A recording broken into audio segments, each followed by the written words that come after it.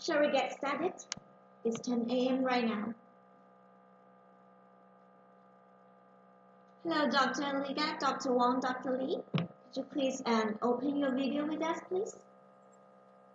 Yeah, sorry. Yeah, that's all right. Hello. Yeah, thank you so much. Dear audiences, thank you so much for your participation in Nanomaterials Asia Pacific Academic Forum 2020. I am the host today from MDPI Marketing Department, Chloe Lee. It is the first of the planned series dealing with different focus topics of the interest of the border relationship of our journal Nanomaterials. And this forum intends to briefly highlight the interesting topic in a comprehensive but efficient manner. This event will last for 1 day, which includes the time for discussion for the presentation. This event will feature 6 invited experts from different regions of the Asia Pacific who have not only significantly contributed to our journal Nanomaterials, but also recognized for their great achievements in the research field related to the study of nanomaterial. And also, we will record this lecture with the agreement of the lecturers and deposit them on the online database. We will continue to build the database with brief introductions and summaries of the topics across this fascinating field of nanomaterials, and we hope this event of interest to you. We welcome you all to join us at this room today. If you have any questions towards the lecture, please raise up your hand and write it down on the Zoom meeting question box, and our lecturer will help you with it. And could you please mute your microphone during the meeting? And right now, let me introduce our program today with you.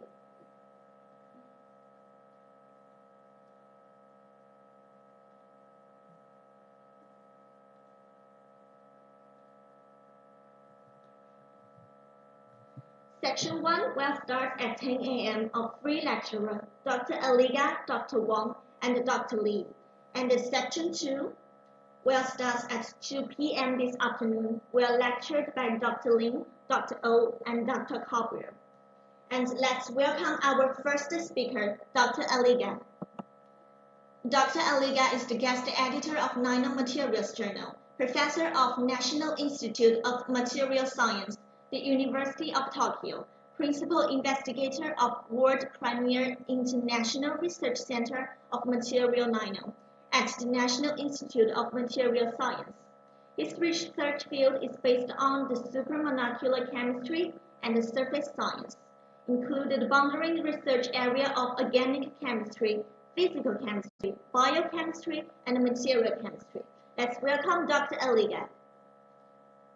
Dr. Aliga, could you please share your screen with us, please? Yes. Okay, can I share my slide? Yeah. Okay.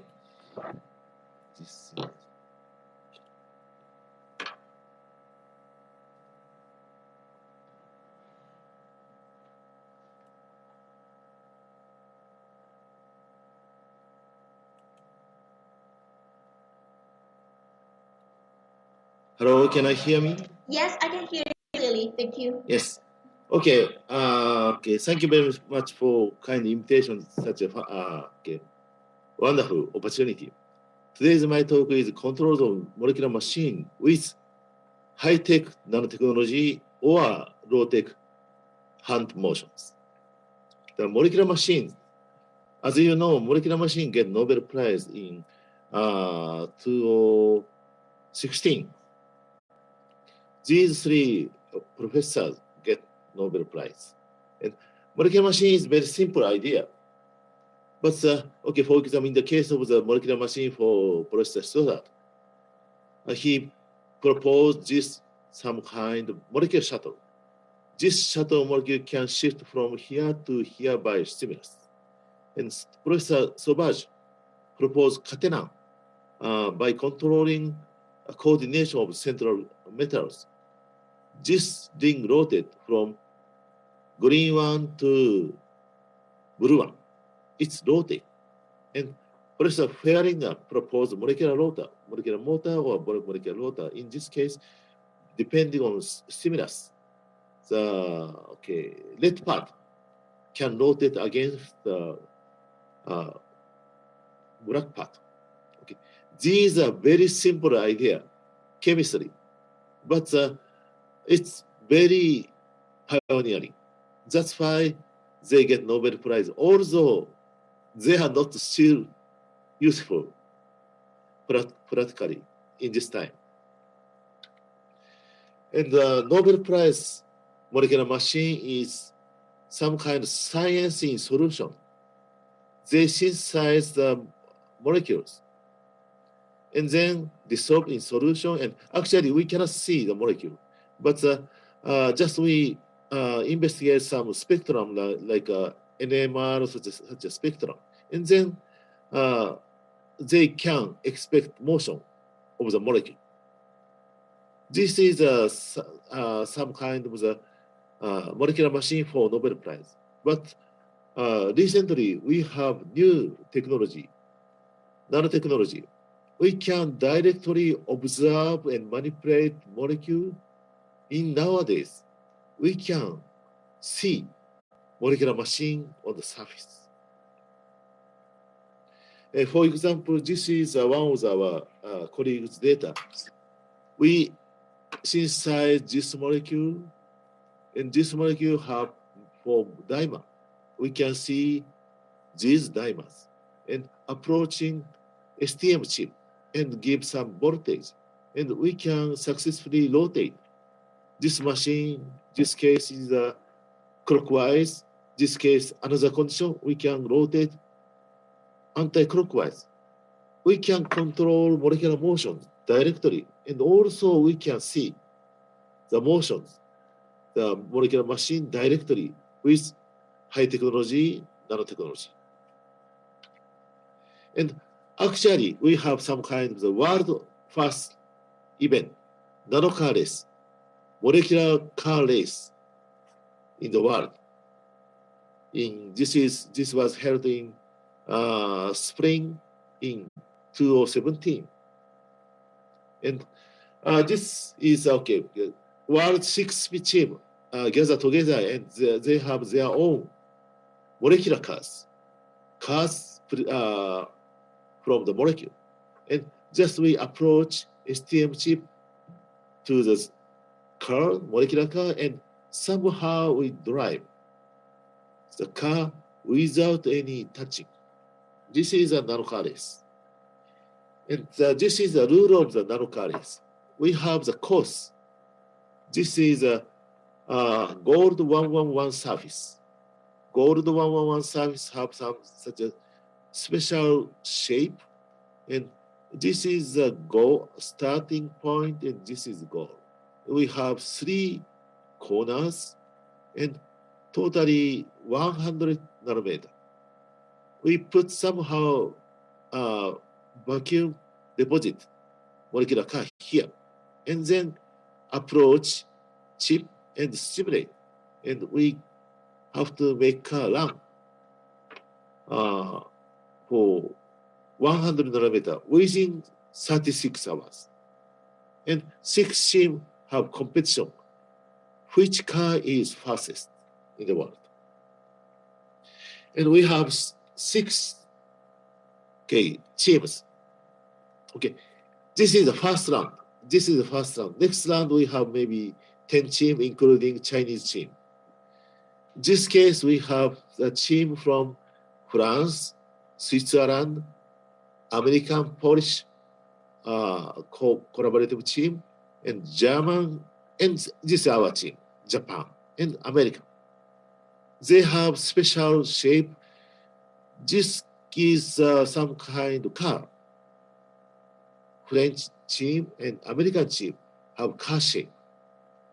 And then German team and the Switzerland team have some kind of propeller shape. This case is rotating molecule, and then make some car running.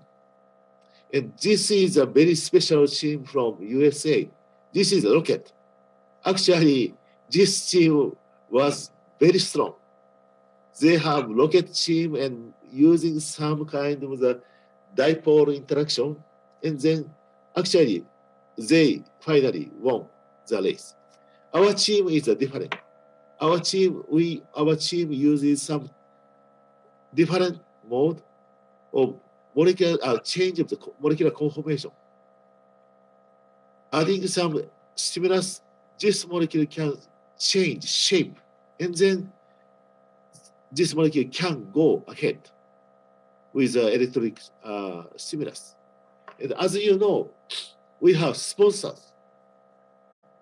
French team have sponsor from Peugeot Citroën, and German team, Volkswagen support. And our team, Japanese team, Toyota support. It means that this is not only fun. This is competition between car companies in all the world. And this is a belief mechanism of our cars. Okay, we have such a very soft molecule, and we approach some STM, scanning toning microscope chip, and give stimulus. And then they are excited and change shape, and then they go ahead. We use this mechanism. Actually, this is STM image of our team. And before race, okay, these are our race members. Okay, this is our lady team leader, Dr. Nakanishi, and Dr. So and Dr. Korma. They are specialists of the STM. They helped us. And we observe our cars. Our car have this shape. And we tested where we should add stimulus. For example, if we add stimulus here, car was folded. It is not good. But if we add stimulus here, car can go ahead from here to here. We test many conditions before race, and then we choose best condition for car running. And nano car race start. Okay, this is the first image. We have car here, and this is a copper gold 111 surface. And here is car, and we put one stimulus. Within 10 minutes, this car ran 1 nanometer.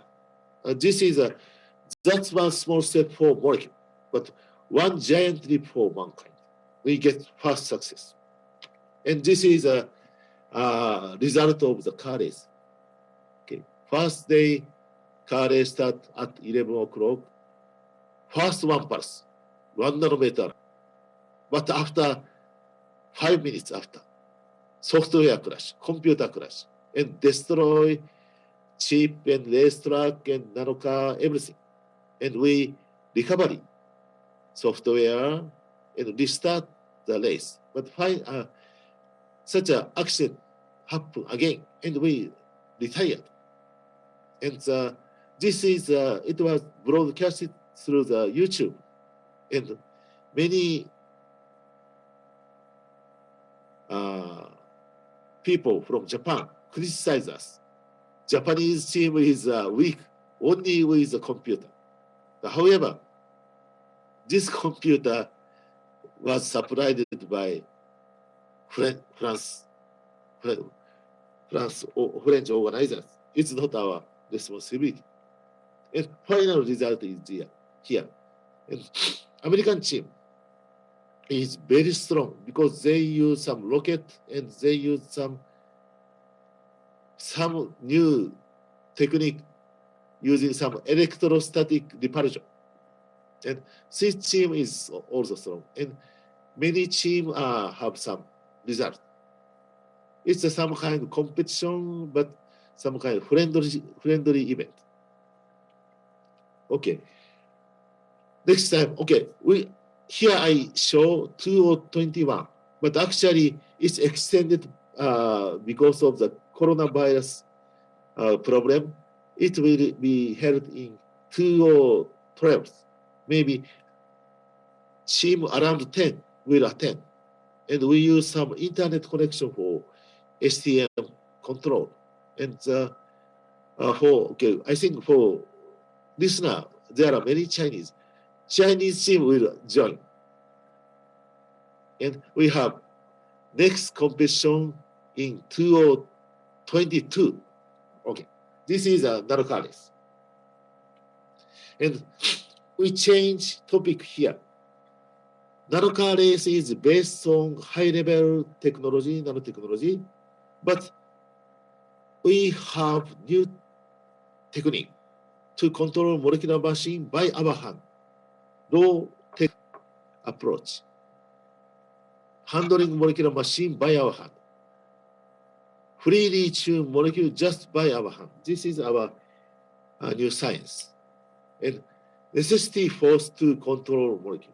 And my colleague summarized all forces from 1 piconewton to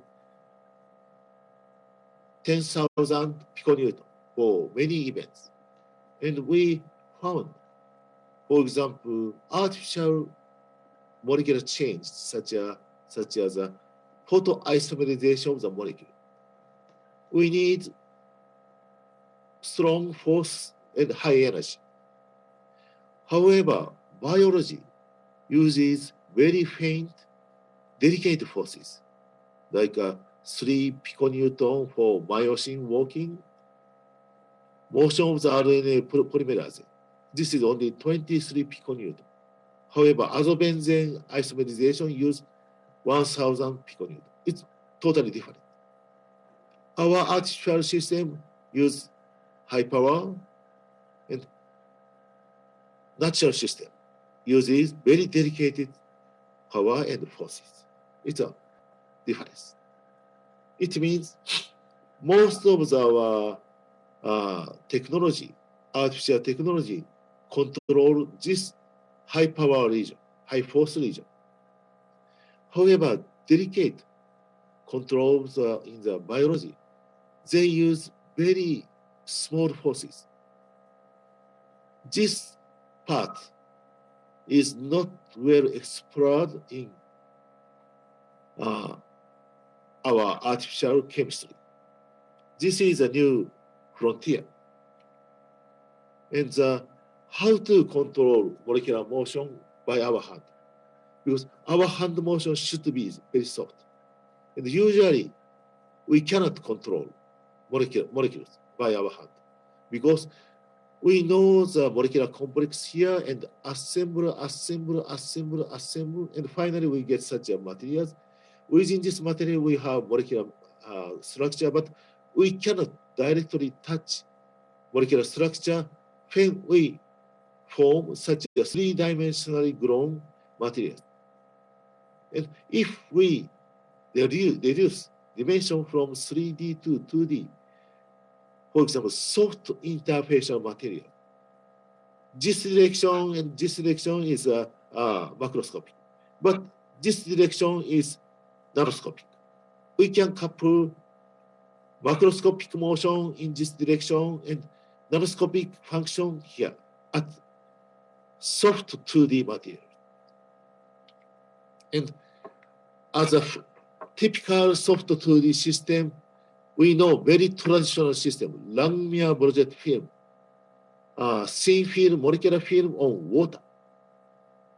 We spread molecule here and we gently apply the force.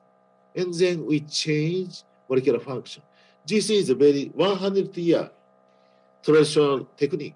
We call it Langmuir project LB technique.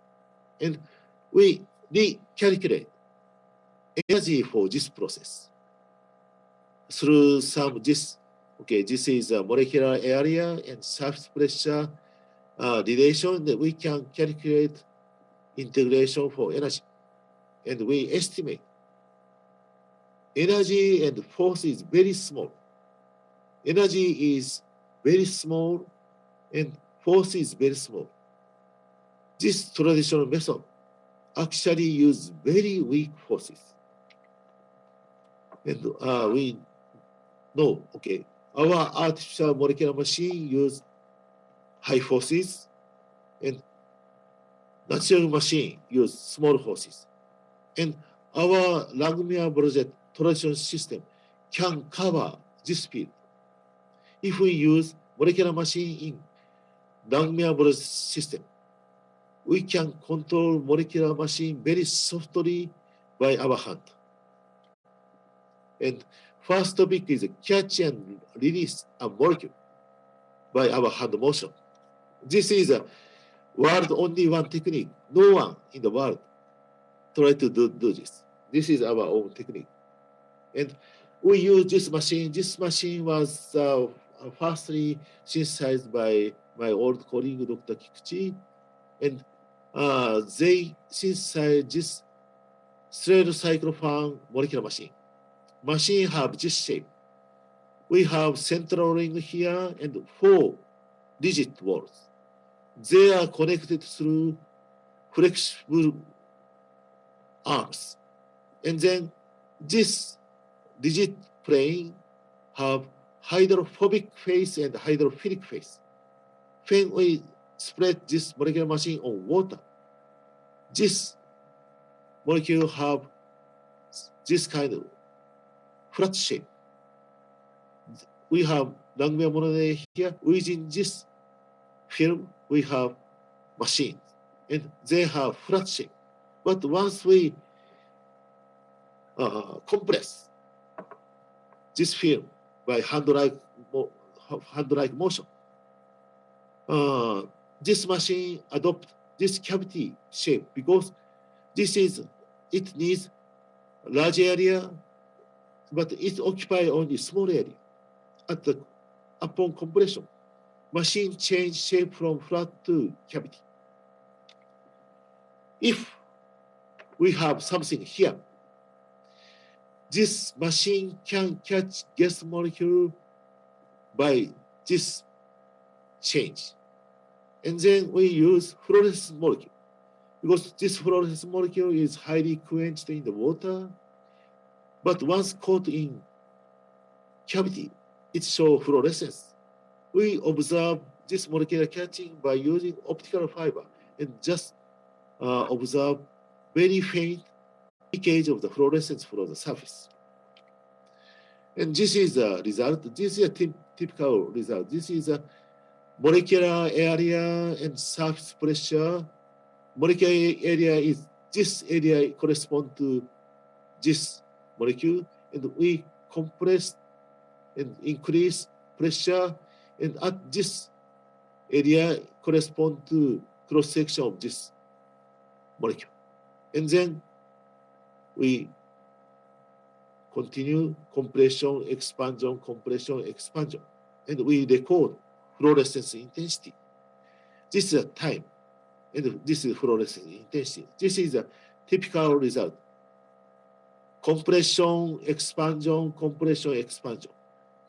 We are doing it hand-like macroscopic motion. Actually, machine is doing to get precise data, but this is some kind of motion in tens of the centimeter.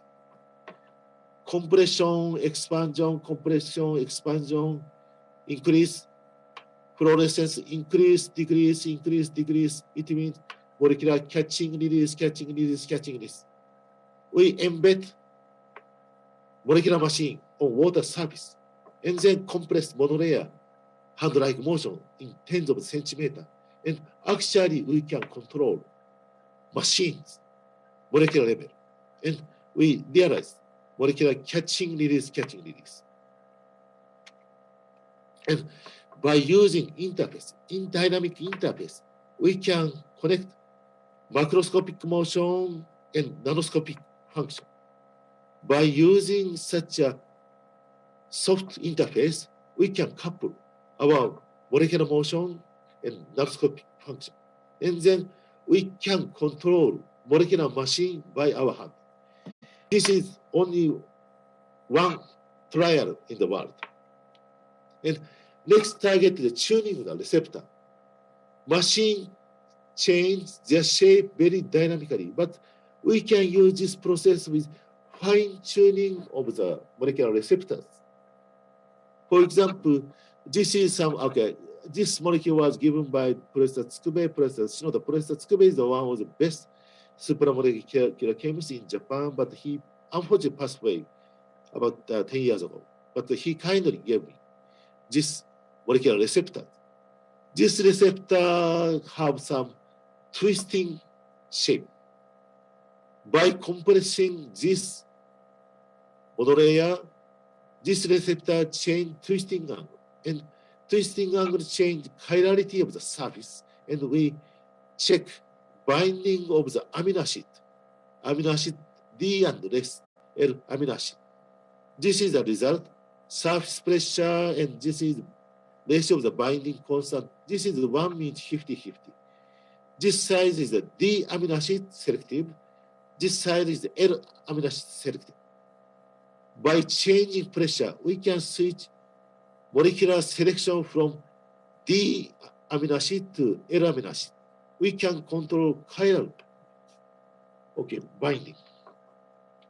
Also, we use another soft molecular receptor and change compression and conformation.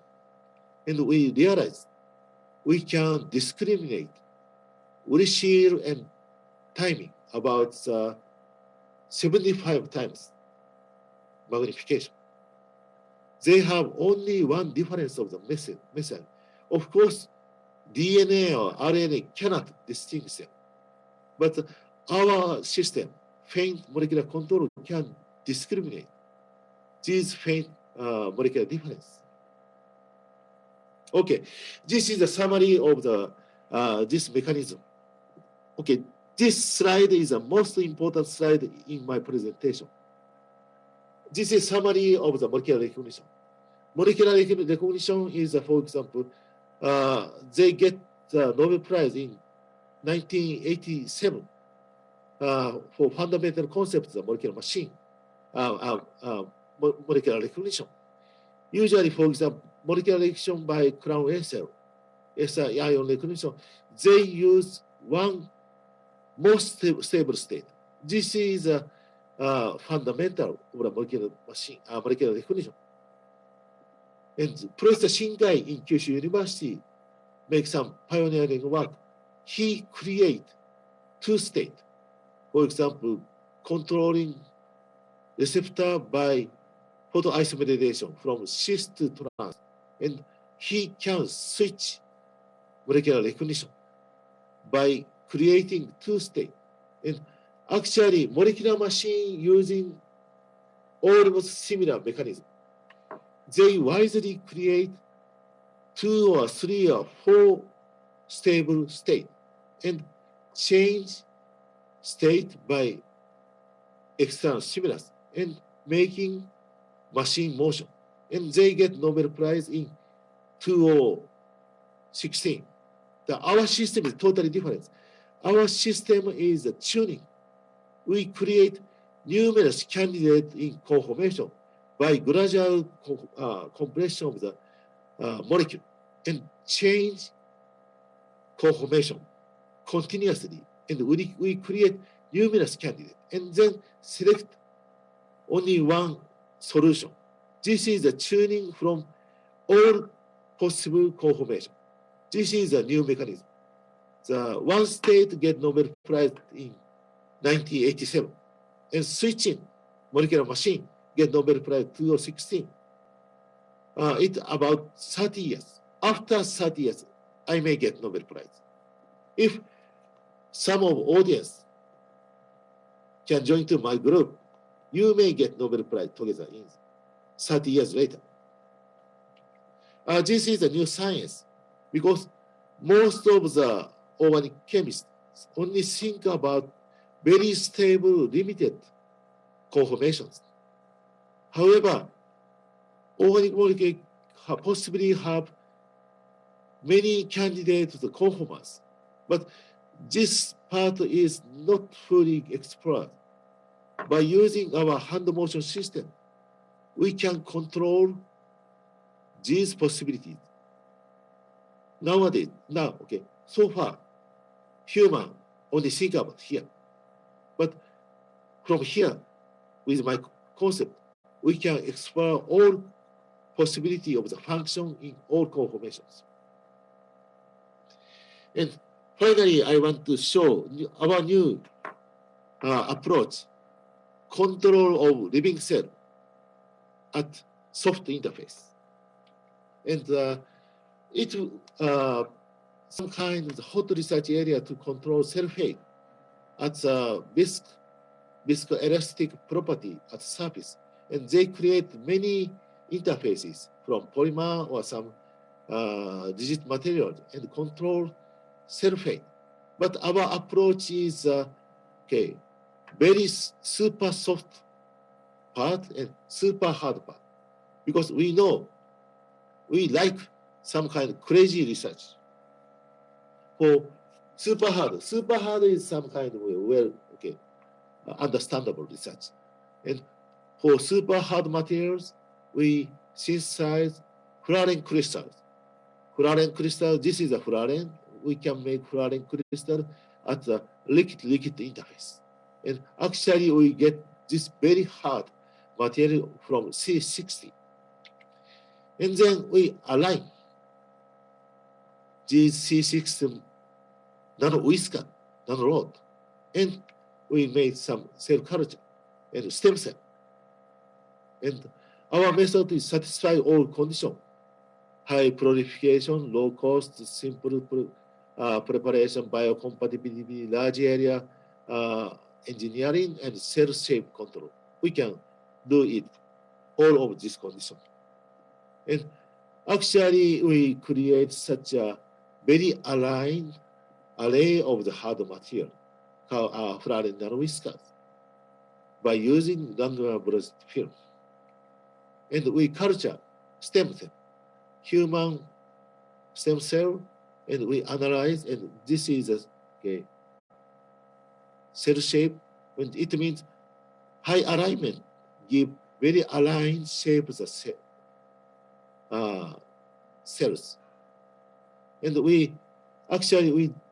I do not explain details, but we accomplish high ability of self-renewal without causing any uncontrollable differentiation. The stem cell technology, this is some kind of the drawback when we increase the cell numbers. But by using this surface, contact between material and cell is well controlled. And then stem cell just increase number without causing any undesirable differentiation. And we are crazy researcher. And next target is a super soft interface. And we try biology at liquid-liquid interface. Usually, we expose living creature in organic solvent. Living creature, including living cell, killed immediately. But we now found if we use fluorocarbon, such as this kind of fluorocarbon, living creature can survive at fluorocarbon surface, because fluorocarbon cannot destroy cell membrane. And we actually culture some living cell at liquid interface. And actually, this is a cell shape in some cell increased at liquid interface. It means living cell is living even at contact with organic solvent when we use fluorocarbon. And actually, we use this technique for stem cell control. And at the interface, protein nanosheet is spontaneously formed and interact with the living cell. And we observe the cell at the interface. This part is a protein layer, and protein layer and the cell have some interaction, and protein layer spontaneously change from sheet to fiber, and the fiber give different force to cell, and cell finally differentiate from usual original cell to neural cell at liquid interface. We can control cell fate by using liquid interface. Okay, this is conclusion of my research. My research is using interface. And important things, interface like a language system. We can control very delicate forces.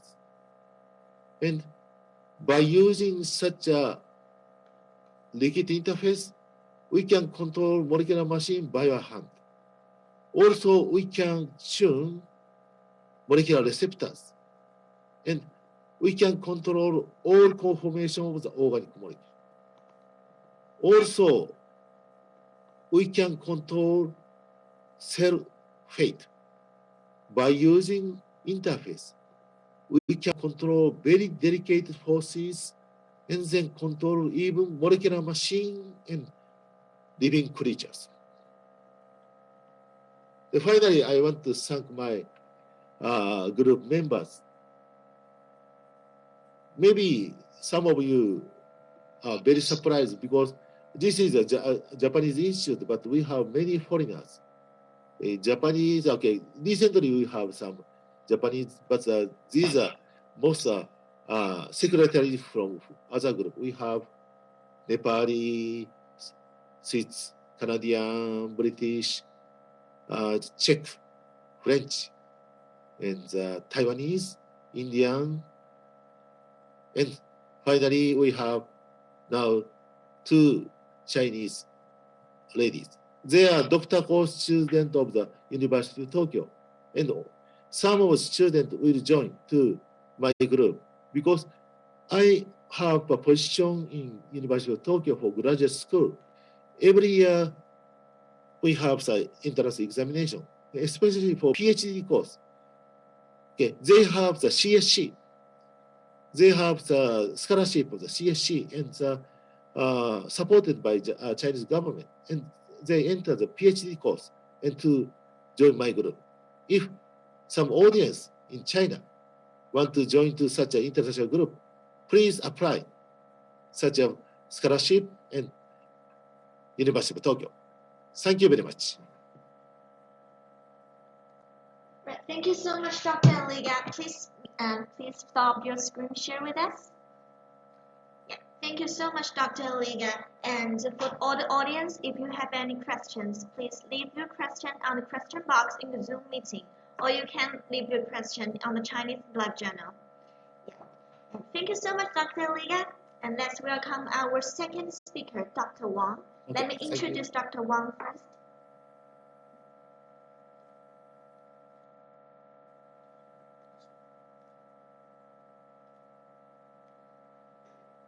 Dr. Wang is the reviewer and a board member of Nanomaterials Journal, professor of National Center of Nanoscience and Technology, an institute in Chinese Academic of Science.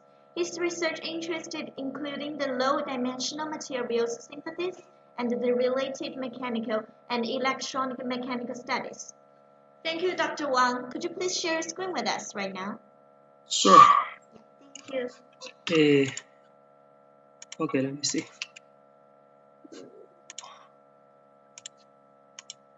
All right. Yes, we can see you. Thank Okay. you. Yeah, okay, I'll start. First, thanks very much to the journal Nanomaterials for the invitation, and I have shared some of the works we did in past few years. So the topic today I would like to introduce is assembly of some CVD growth graphene. CVD is a chemical vapor deposition it's a method to grow large area graphene, and the mechanical properties of such assemblies. And first, this body graphene, I think most of the audience already know about graphene, so no more details, but it has many very interesting properties. The one we would like to focus is on the mechanical properties because it has very outstanding mechanical properties like the very high osmolarity over 1 PPa and very high strength over 130 gigapascal. And so since graphene has so many interesting properties, especially the mechanical properties, so there are many imaginations. And also this is not just imaginations, this has some theoretical basis. So like this picture shows here. So it says if we have some layers of graphene, we can spot an elephant, and it can also be used to stop a bullet or something like this. Which is surprising and very attractive, but I think we should know that it's almost impossible, at least to me. I think it's very difficult to be realized in our real world. So this tells us why graphene is known to have so high mechanical properties, but it cannot be used in real ways that we would like to have. I think that's because we know graphene has very high mechanical properties, but it's only based on the theoreticals or theories or some experiments on the small scales of graphene. So, but if we want to use it, we need very large graphene. It's graphene assemblies. So there is a bridge, or there is a gap between the macro scale structure of a material to its the macro scale, large scale, right? From 1 micrometer to 1 centimeter or 1 meter, there is a big gap. So it means the mechanical property of a graphene cannot be directly transferred to its the much bigger size counterparts. So this makes me think of the assembly of graphene. So assembly of graphene is just like, if we make an example, it's just like a wall. A wall is usually made of the bricks. So nowadays in the modern world, we use red bricks made of the walls. And in old days in China, we have the Great Wall. So we can see the difference. So why these walls are different? I think it's most basic part is its units, it's bricks. So the red bricks is kind of smaller than these black ones, and its intrinsic properties, I mean its hardness is also lower due to its difference in its components.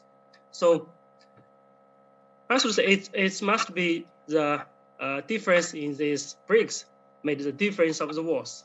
So this is similar to the graphene materials. Nowadays, we have generally two kinds of methods to produce graphene, or two kinds of graphene samples. One is this graphene powder. Graphene powder is made of very small graphene flakes. It can be made by many methods like graphene oxide or exfoliation, some physical methods. And the other is CVD, chemical vapor deposited CVD graphene. It can be made to be very large, and the layer can be controlled at least to 1 layer or 2 layers, and nowadays it's even to be single crystal, and it can be like a meter large size. So this is just like the red brick and let me see.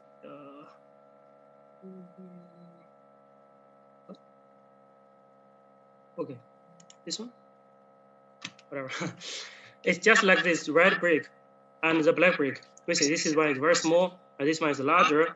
And because it's small, so it has many boundaries and the defects, edge defects, and even some defects in the plant. And the CVD graphene is very large, and we can make it to be high quality. So means less defects. We know defects is very critical to its mechanical properties. So there are many works based on this flake graphene to make its assembly and to test its mechanical properties, but very few of them use the CVD graphene. But if from the brick and wall theory, we can say that maybe this CVD graphene, the large ones, can make better or stronger assemblies. So we would like to do some work on this assembly of CVD graphene to see what kind of mechanical properties it can be. So this is the content of my talk today. It's basically 2 parts. So if you want to make a good assembly of CVD graphene, it's just like to make a wall from a brick. So the first part is the unit. It's the CVD monolayer graphene is a single brick. So what kind of mechanical property is the building block?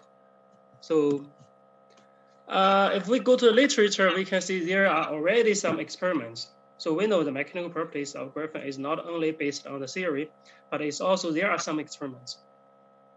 The first experiment is in 2008. So these are basically some common methods to measure graphene spectral properties. Like we use the FM tip to do the indentation of just 1 micron or 2 micron sized monolayer graphene spun over a hole on the silicon wafer or some substrate. And we use the tip of FM to do the indentation and to break it. So if you record its force and the deformation of this membrane, you can get its mechanical properties. And also, like the bubble is similar but using a different way.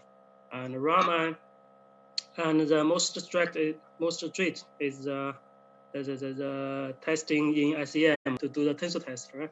So already we have this method to measure graphene. So what should we do? Because these methods are all measuring the micro scale. At most, I think it's 3 or 5 micrometers length graphene. So it's all about a micro scale graphene. But we want to do is a CVD graphene. CVD graphene is very large. So how can we measure just 1 monolayer, means it's one atom thick graphene that can be spanned over like 1 centimeter or even larger? What its mechanical properties can be? So how to measure it? First, we should to know it's very difficult if you want to just spin very span or freestanding 1 atom thick 1 centimeter long monolayer graphene. I think it cannot be realized, at least to my imagination, it's very difficult. So we have to use support. But this support is also should be very thin. Right? So we, at least this work, what we found is we developed initially is a transfer method. So we use camphor. Camphor is well known. I think it's used nowadays in all families. And we developed a solid to solid transfer method. Means we want to transfer a very thin film, like on the carbon foil, and finally to a substrate that has a very big hole, just like this. So we want to freestanding dog bone shape, very thin film over 1 centimeter long on the gauge, and then we can do the tensor test of this machine, of this film, and to get its mechanical properties.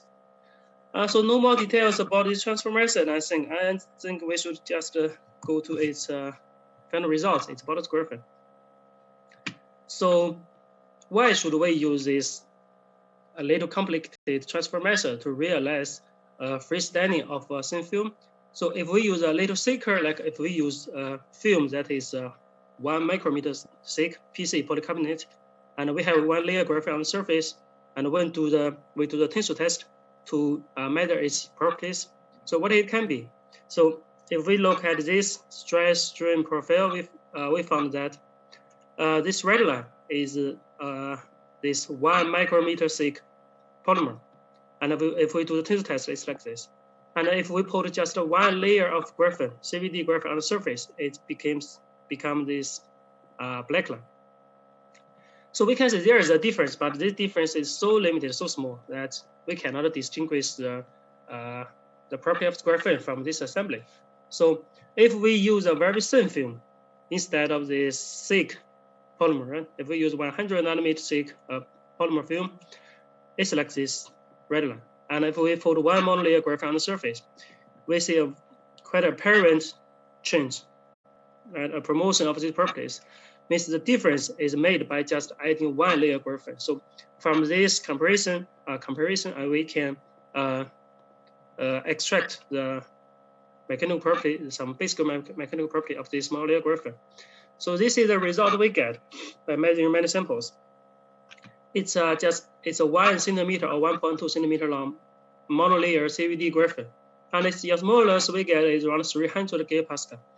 We know the theory is about 1,000, so it's the same level. Means if we change the graphene from a micrometer size to a large size, it's still a very stiff material, but we can see its strength is quite different, because the strength we get is 3, 4, or 5. 3 to 5 in this range, the gigapascal is strength. So theoretically, our some measurements in the macro scale they get is about 100. So it's quite, this value is quite low. I think it's also understandable because usually the materials, if it's in small size, right, its intrinsic mechanical properties high, it's stronger. When you increase its volume, the size, because the size increase means there are more opportunities to get the cracks, to generate cracks. And if there is one critical crack, it can just lead to the failure of this material. So it's normal. You get a bigger sample, you get a lower strength. 3 is not very high, but it's still, I think it's still a very good value for the material we can handle, because the standard steel is also less than 10. Right? I can't remember exactly what the value it is.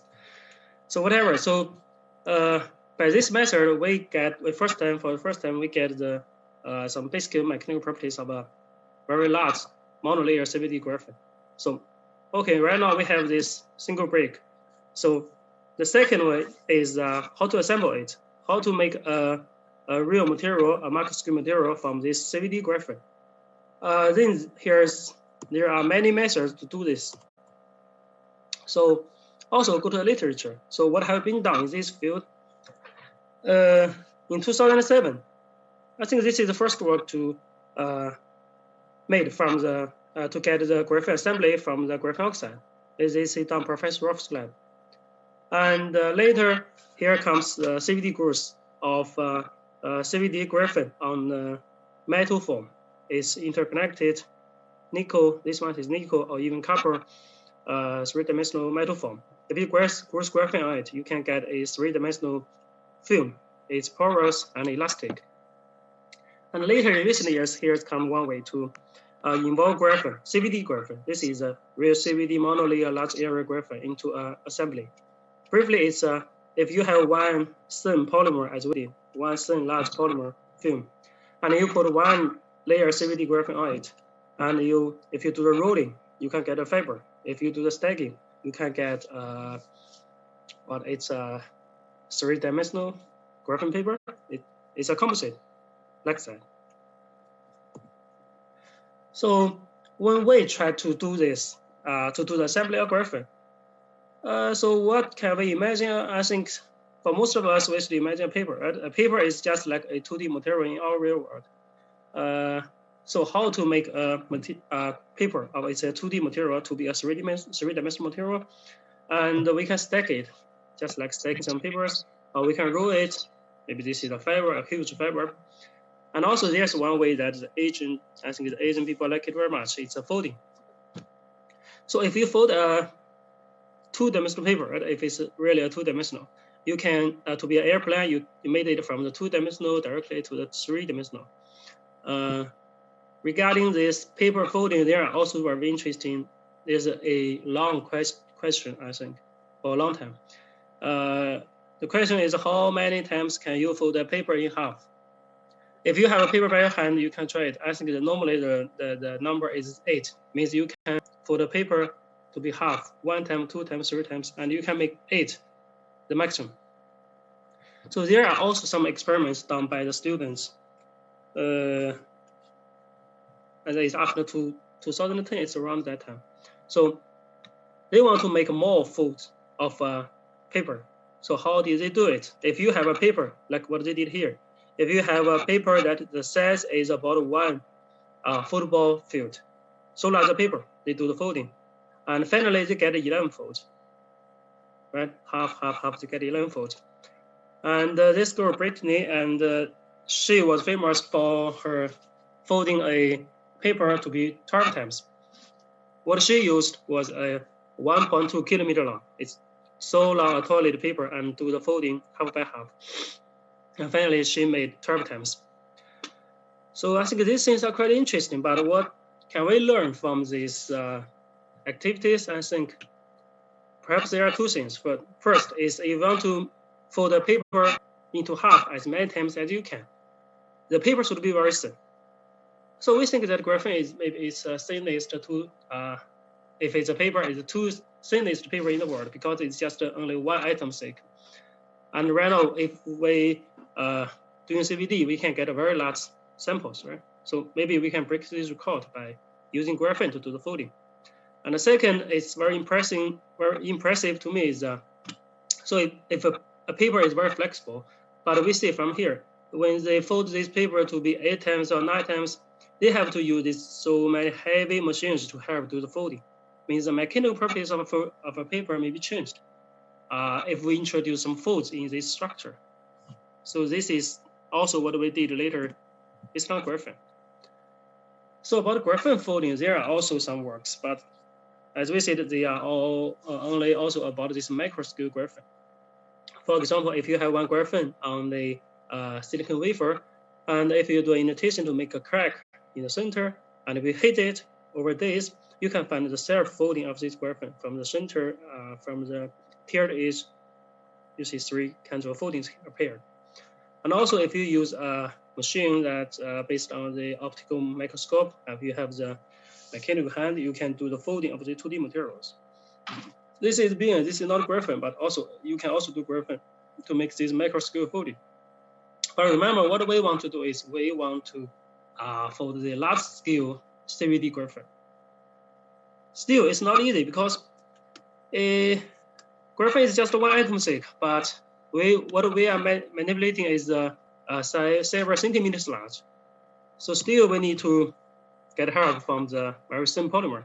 But even so, if you want to fold, like if you have one A4 sized, just like a paper, A4 sized very thin film, and if you want to fold it, maybe the thickness is just a few hundred nanometers. If you want to fold it, it's still very difficult because it's very thin, easy to break if you want to handle it. And also there is a static electricity between such thin films, especially for the polymers. So finally, after some trying, we found a way to do the one-time fold. It's we have to use water. We cannot use it. We cannot fold it by our hand. We have to use water. So this is the scheme. Briefly, it's like this. So first, we have one substrate. This can be a silicon wafer, and we use some molecules to modify half of this substrate to be hydrophobic. Means we have a wafer, we made it, half of it is hydrophobic and half of it is hydrophilic. At this time, we put one very thin film on the surface. It can be very large, and dip it into the water. The things we find is this half, the hydrophobic half, this film closely attached to the surface, and this part is suspended in the water because this part is hydrophilic, so water can get in, and this part is suspended. But this part, because it's quite hydrophobic, so the water molecules cannot get in. It makes this part just steadily, closely attached on the surface without using any glue. So in this way, if we pull this substrate out of the water, and we can find the suspended half follows the surface of the water, and when we finally took it out, it makes a folding, just like this is the folding. One-time fold. Because there's no glue, so we can get this film peel off from the substrate after take it to the air. So these are some results. It's a one-time folding of a centimeter large CVD graphene. So this is a graphene fold, and finally we put it on the silicon wafer, and this is folded. So finally it's a 2-layer graphene, and the span on the time grid. And we see the Murray pattern between these 2 layers because it's twisted, and also the edge of the folding by using FM. So this work is there's also another function. So why do we do the folding? Imagine if we use a single crystal CVD graphene, it's maybe 1 centimeter large, and if we fold it, it becomes 2 layers. And because it's single crystal, so if we change the folding angle of this monolayer graphene, the interlayer twist can be happen. So it means if we control the folding angle of this film, we can get the twisted bilayer. So if it's a single crystal, then we can make different interlayer twisted materials. So this is what we did, and we by changing its folding angle, and we get a twisted bilayer graphene. We observe the different Murray patterns and the twist between these 2 layers. and it has some kinds of uniformity. So this is this work. It's briefly it's just folding one CVD graphene for one time, in half for one time to be a bilayer graphene. Remember, in the beginning, what we want to do is we want to get an assembly of this CVD graphene to be a real material that has good mechanical properties. But after doing this, if we want to fold this CVD graphene one time and the second time, it's very difficult because if you have some experiments on transferring graphene or manipulating with this CVD graphene, you should know it's very easy to be bricked. So after one-time fold, there are many defects appeared on this bilayer material, so it's very difficult to do the further folding to get a thicker material. So we have to step back. And I have step back. So just like what appeared in the literature, we have to use one layer of this polymer film. So briefly, what we get is we have a one A5 sized, half of the A5 sized monolayer CVD graphene, and with spin coating like 300 or 400 nanometer thick polymer film, and using our the folding method, using the hydrophilic this method, and folded this sample for 1, 2, 3, 4. Finally, we get 11 times, and we get a sample, and this shows is a 10 times fold. Means we changed very thin one layer graphene, one layer polymer film, A5 sized, finally to just a select stick. The length is I remember it's over around 2 centimeter, and the width is 1.2 or 3 millimeter, and the thickness is 0.5 millimeter. It's a stick. So here the ICM shows is a 10 times fold sample. It changes from one layer sample to a 1024 layers because it has been folded for 10 times. And if we see this cross section, it's the cross section of this stick. We can see the fold. Right, we can see the fold geometry, and the layers, independent layers, and the smooth surface. So this is the sample. Then what we did is to test its mechanical properties by bending this stick. And two factors involved in this sample is we have one layer graphene involved in this sample, uniformly distributed across this sample, and the other is we have fold structure in this sample. This makes it different from other samples in the reports. So what we found is the smaller strength and toughness all improved by introducing the graphene and the fold structures. So why the folding could improve the mechanical property of a sample? So imagine if we have how many? 2, 4, 8. If we have 8, okay. If we have 8 papers, if we stack them together, when we bend it, I think it's very easy, right? So if I give you just one paper and we fold it for 3 times, it became 8 layers. And when you bend it, it becomes a little different. So it's more difficult. So why it happened? We did some simulations with some friends, and we found that it's because of this fold structure. Because this fold structure at the edge confines these layers, stops them slipping with each other. So if it's stacked, when you bend it, there is slippage slip between these layers. But if you have this fold structure confine them, it's very difficult to slip. So the interlayer interaction between these layers became larger. So I think that's making them more stronger than these stacked samples. So besides this folding, there's also another way to do the assembly of CVD graphene. Obviously, just like the make a wall using bricks, is a stacking. So because we have many experiments on this transfer graphene, so we use transfer method to stack 100 layers, 1, 2, 3, 4, 100 layers CVD graphene. The size of the sample is about 2 centimeter by 2 centimeter round, and the thickness. So finally, if we look this cross section by using TM, we can see it's about 30 or 14 nanometers thick. And we see the elements, and there's just pure carbon without metals. And using the GVAX, we found that there are very bright spots at the 002 or 004 side direction. That means there is very well stacked layers, and also is demonstrated by this time images of this cross section of this film. We can see the well stacked of graphene layers.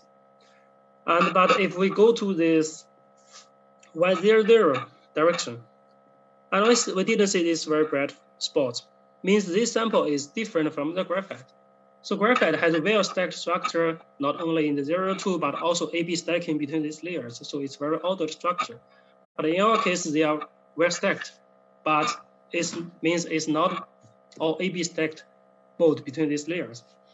So we use Raman to check the difference between our sample. These two are our sample, and between it with HOBG. HOBG are highly oriented paralytic graphite, and also some graphene oxide made samples. Graphene oxide are small flakes of graphene, and they can be easily stacked to be a film and do the heat treatment to our temperature and get an assembly of the graphene. So we see that this 2D peak, it shows apparently representative 2 peaks. This representing the AB stacking between these layers, not only for graphite, but also for graphene oxide made papers. But in our case, we see in different regions, we have almost 3 peaks. It can be larger or smaller, but it's 3 peaks. The interlayer, this peak between these 2 peaks is attributed to the topostratic graphite. Means our sample is well stacked, but in the interlayer twist, or it's twist, is some of them are AB stacking, but some of them are not. By doing mapping, we found that it's 30 to 50 AB stacking, and the other half are not AB stacked. So this is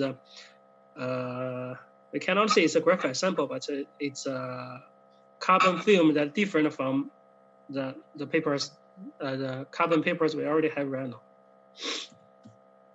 Okay, because the goal of us is still want to do the mechanical properties of these films, so we did the tissue test in ICM, so it's a macro scale, and also using DMA, we do the macro scale samples test, and we get this strain stressless, and finally we do the comparison with different samples, especially with some graphite HOBG, it's all graphite, and the graphene oxide made papers. Paper here, paper that means films, right? It's not papers we published. It's graphene oxide made. They are the graphene papers made of the small flake graphenes, and these two are our samples.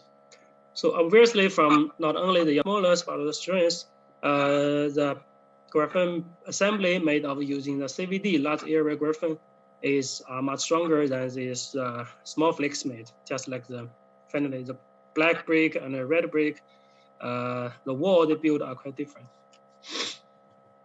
So the last part is experiments we did.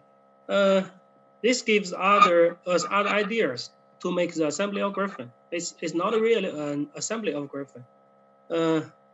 Because in the previous slides, what I introduced was we first grew CVD graphene, and then we do the assembly using different methods to get a thick material, right? Briefly. So, but in this way, we think maybe there's another way to do this, to realize this. So if we look at the experiments, it's briefly like this. So first we have a polymer film, and if we do the heat treatment to around 1000 degrees C in argon, so we can say it becomes into carbon, changed into carbon, right? But it's amorphous carbon, no layered structure like appeared. But if we have just one layer graphene embedded in this polymer film, and we do the same treatment to 1000 degrees C, we see around this one layer graphene, there are, if we count the lattice, it's about 10 layers appeared. So this told us there is some kinds of catalytic lag activity of this graphene plate. Means if you have one layer graphene, and when you heat treat it, the carbon atoms near this graphene are easier to change into the graphene-like materials. But the atoms, carbon atoms, far from this CVD graphene are still amorphous when we do the heat treatment at the same condition. So imagine if we do it to the 2000 degrees C and further if we do it to the 3000 degrees C, we still see the difference. This is with just one layer graphene sample. This is without graphene sample. We see the sharper spots, the diffraction spots appeared, right? So it means the more ordered structure just by involving a single crystal, one or two layers graphene into a polymer. So it changes the graphitization process of the polymer. The final goal is if you can have one single layer or even more layers single crystal CVD graphene, if you put it into a polymer, and the ideal goal is to have a single crystal graphite to be generated, but we know it's still very difficult, but we are doing some works on this direction.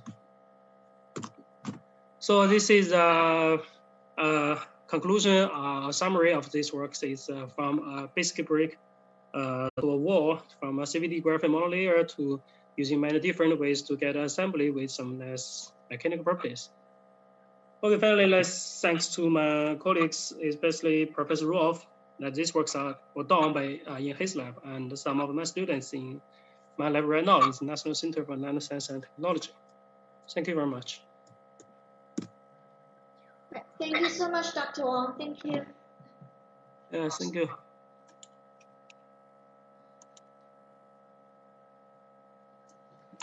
Okay, thank you so much. And it's the same. If all the audience have any questions, please leave your question on the question box, and we can share them to Dr. Wang. And let's welcome our third speakers, Dr. Lee.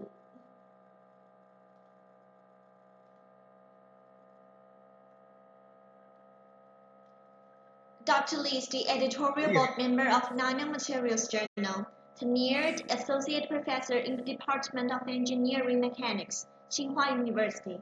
His research field is the demonstration and fracturation of the micro and nanostructured material design, fabrication and mechanics of high entropy alloys and mechanical metal materials, and the development of multi-scale modeling.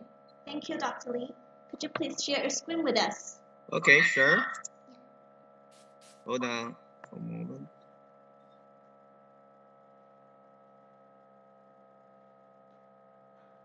Okay. Right, thank you. Okay.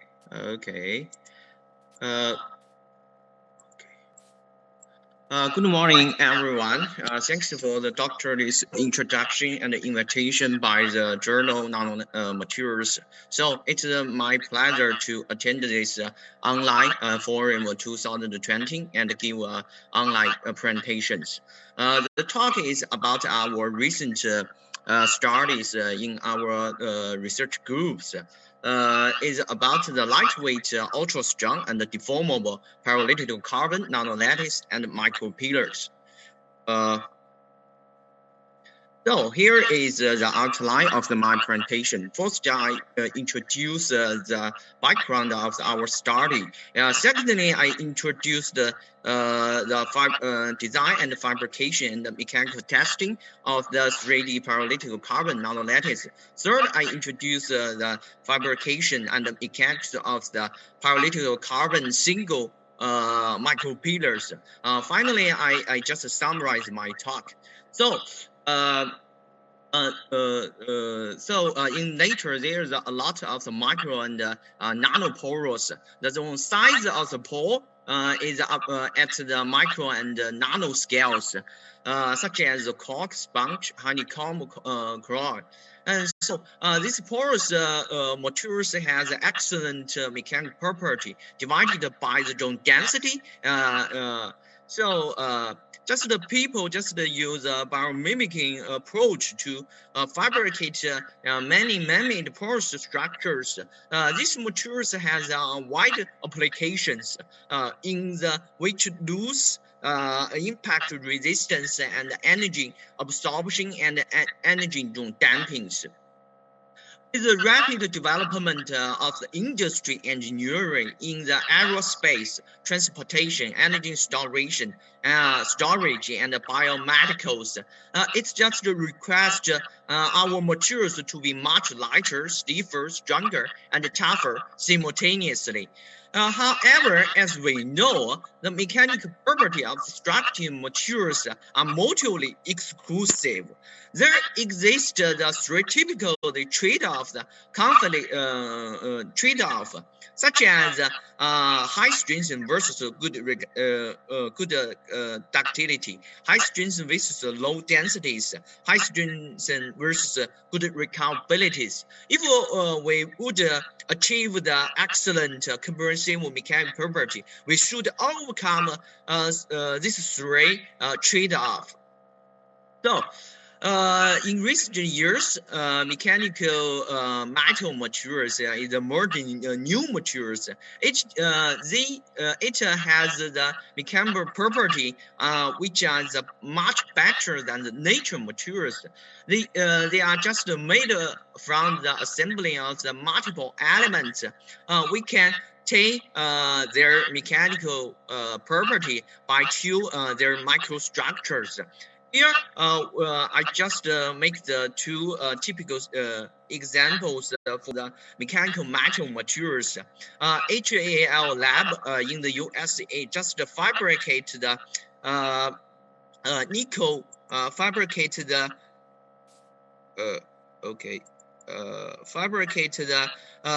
nickel micro lattice. Its density is 1/3 of the water density. It's ultra light lattice structures. Second is about the glass carbon nano lattice. It has the ultra high specific density. Means specific strength versus divided by the densities. Its specific strength is 1 order 10 times higher than the specific strength of the metals and alloys we widely used. So we observed that this mechanical metal materials has the mechanical property much better than the nature materials.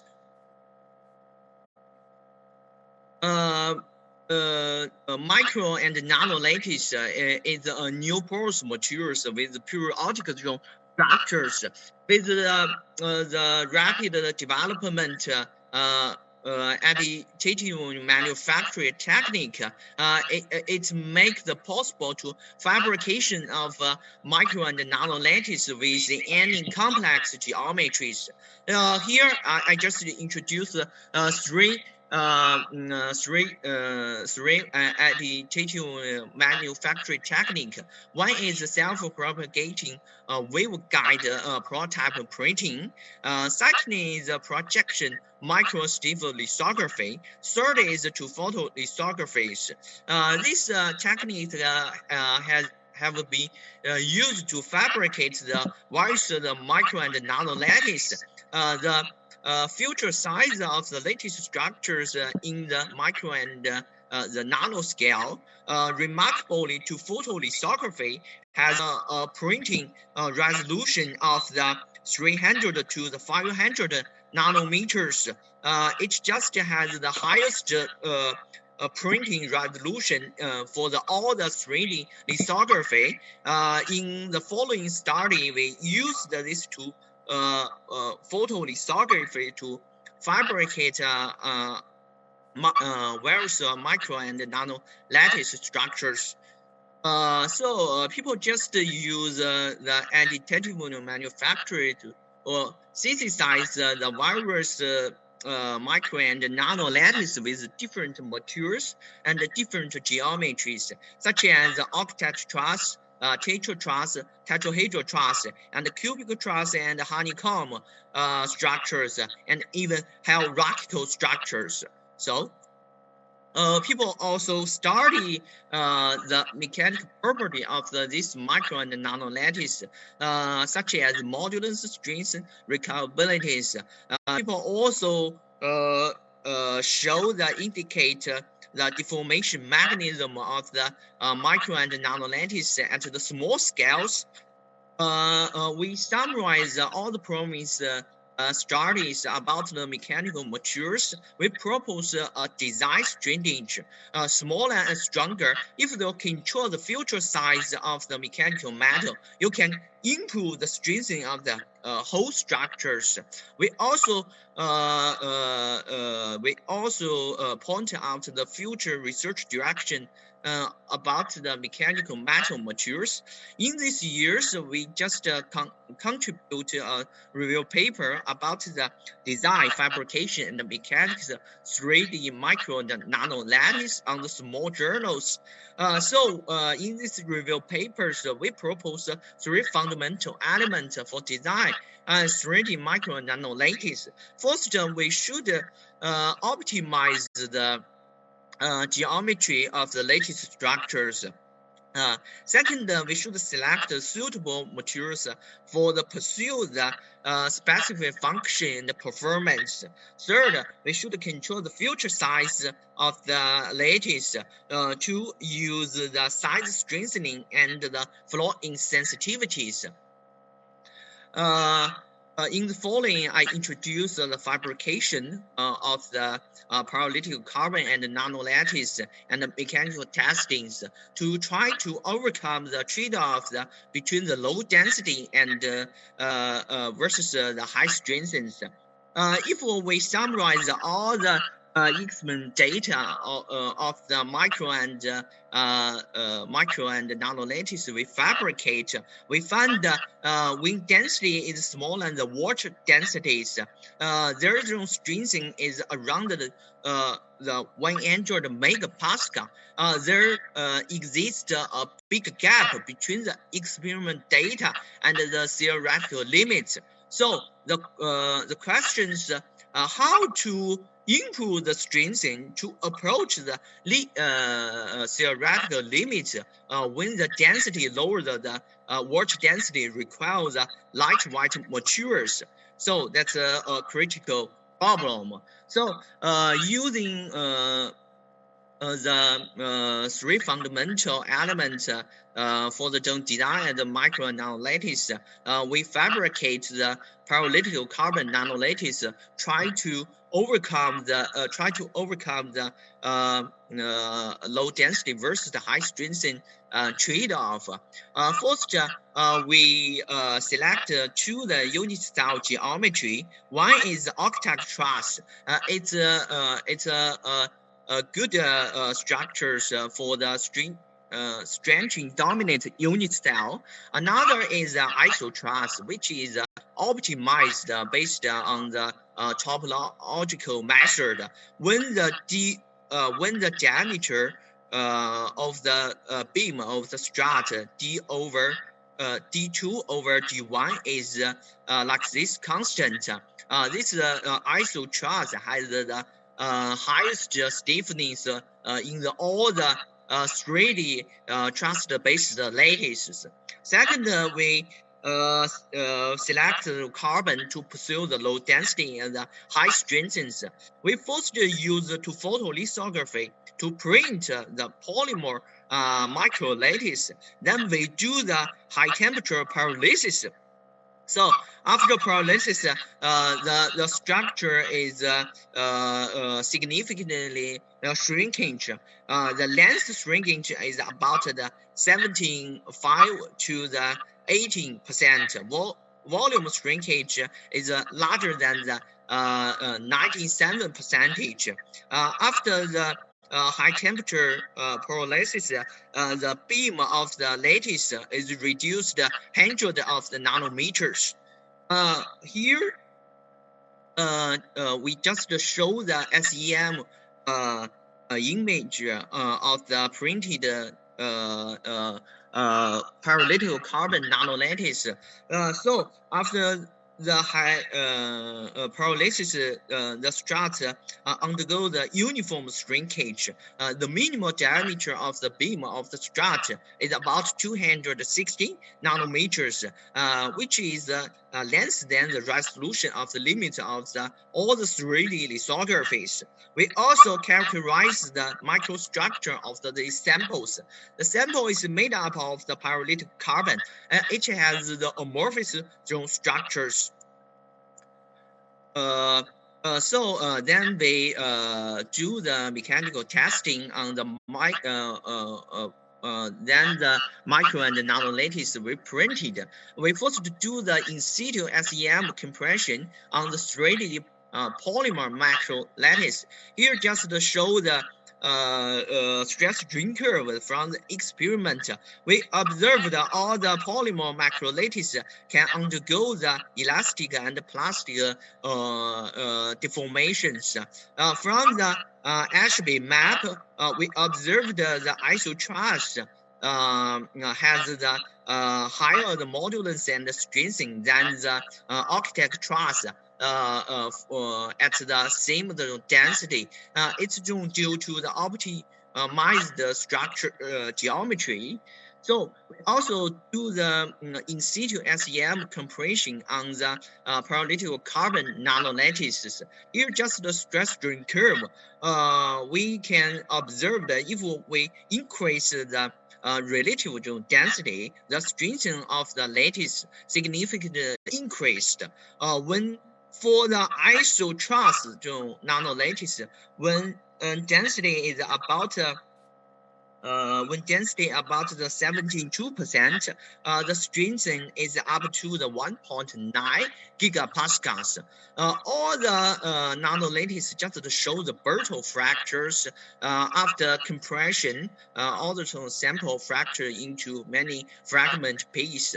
All the sample has a larger fraction strain, about the 15%, which much higher than the fracture strain or the province brittle nanolattice. Here just two movies. Here just okay. It doesn't work. Sorry about when crabs the samples, all the samples just undergo the elastic deformations. When strain is up to the 15%, the sample just show just the brittle fractures. For the isogel truss, for the isogel truss. At the initial stage, just slight bending due to the initial defect. So the sample undergo the elastic limit, then brittle failures. We got all the experiment data in the modulus versus relative density strength versus relative density Ashby map. All the data just follow the power law, the exponent within the 1.9 to the 2.5. So this value just deviates from the theoretical value 1 point for the strength. Dominate unit cell. The region is related to the fabrication-induced imperfection. During the fabrications, some defect imperfection are introduced in the samples. I just these defects include the slight curvature of the strut, beam junction offsite, and the parting and some wide in the samples. This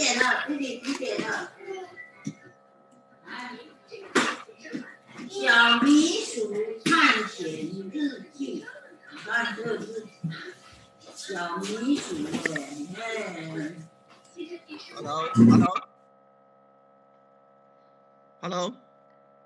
Okay. Hello, doctor. We can hear you clearly. Sorry for that. Sure. Oh, sorry. during the fabrications, some defect introduced the samples. This defect included a slight curvature of the strut, beam junction offsite and parting, and some void in the lattice. During the initial stage, due to the existence of this defect, just the sample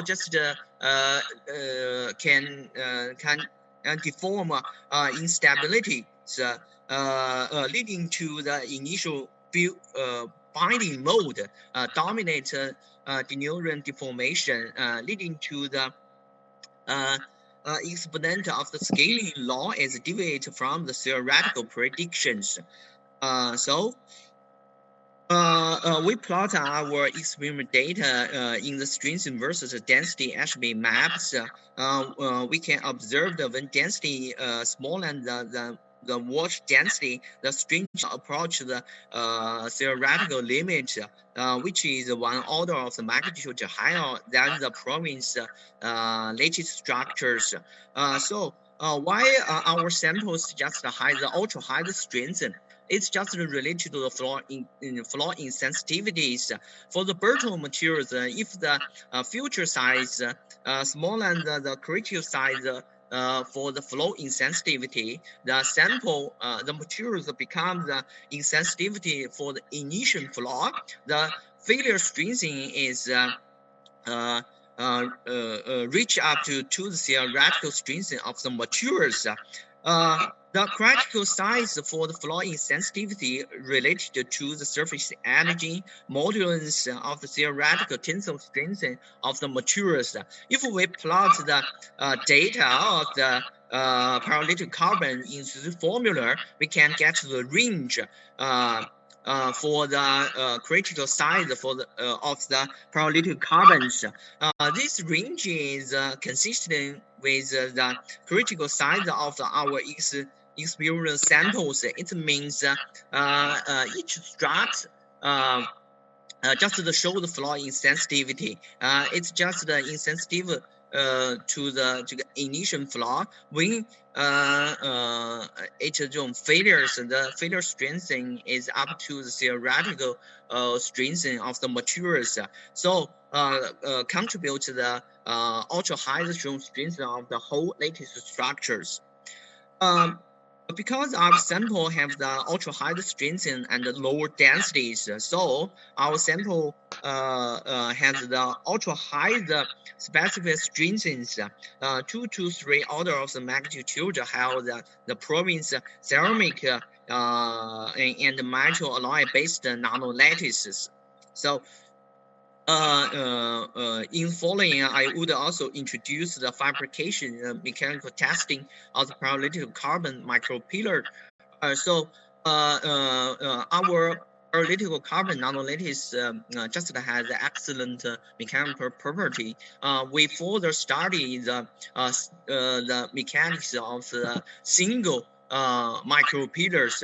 We also use the to photolithography and the high temperature pyrolysis to fabricate the micropillars. The diameter of the pillars controlled within the 700 nanometers to the 12 micrometers. We used the high temperature TEM to characterize the microstructure of the micropillars. It's made up of pyrolytic carbons. It has amorphous structure. We use the Raman spectra and the EES spectra to further check the microstructures. Found micropillar is assembling of the 1 nanometer size graphic fragment. A lot of the nano-sized fragment stick together, construct and form the whole micropillars. We also do the mechanical testing for our fabricated micropillars. When the diameter smaller than 2 micron, we find the ultrasound sample has a brittle or fracture modes. The elastic limit about 20 to 30%. If the diameter is below to the 2 micron, we observe the different deformation behaviors. Like this stress curve show, the sample forced undergo the elastic limit when the strain is up to the 20%. The sample into the plastic range. The sample just slightly tilting. If we increase the strain, the stress significantly increase due to the density function. But the sample doesn't have the catalytic failures. Only just a macro crack appear after compressions. So here just the movie. So it doesn't work. Sorry.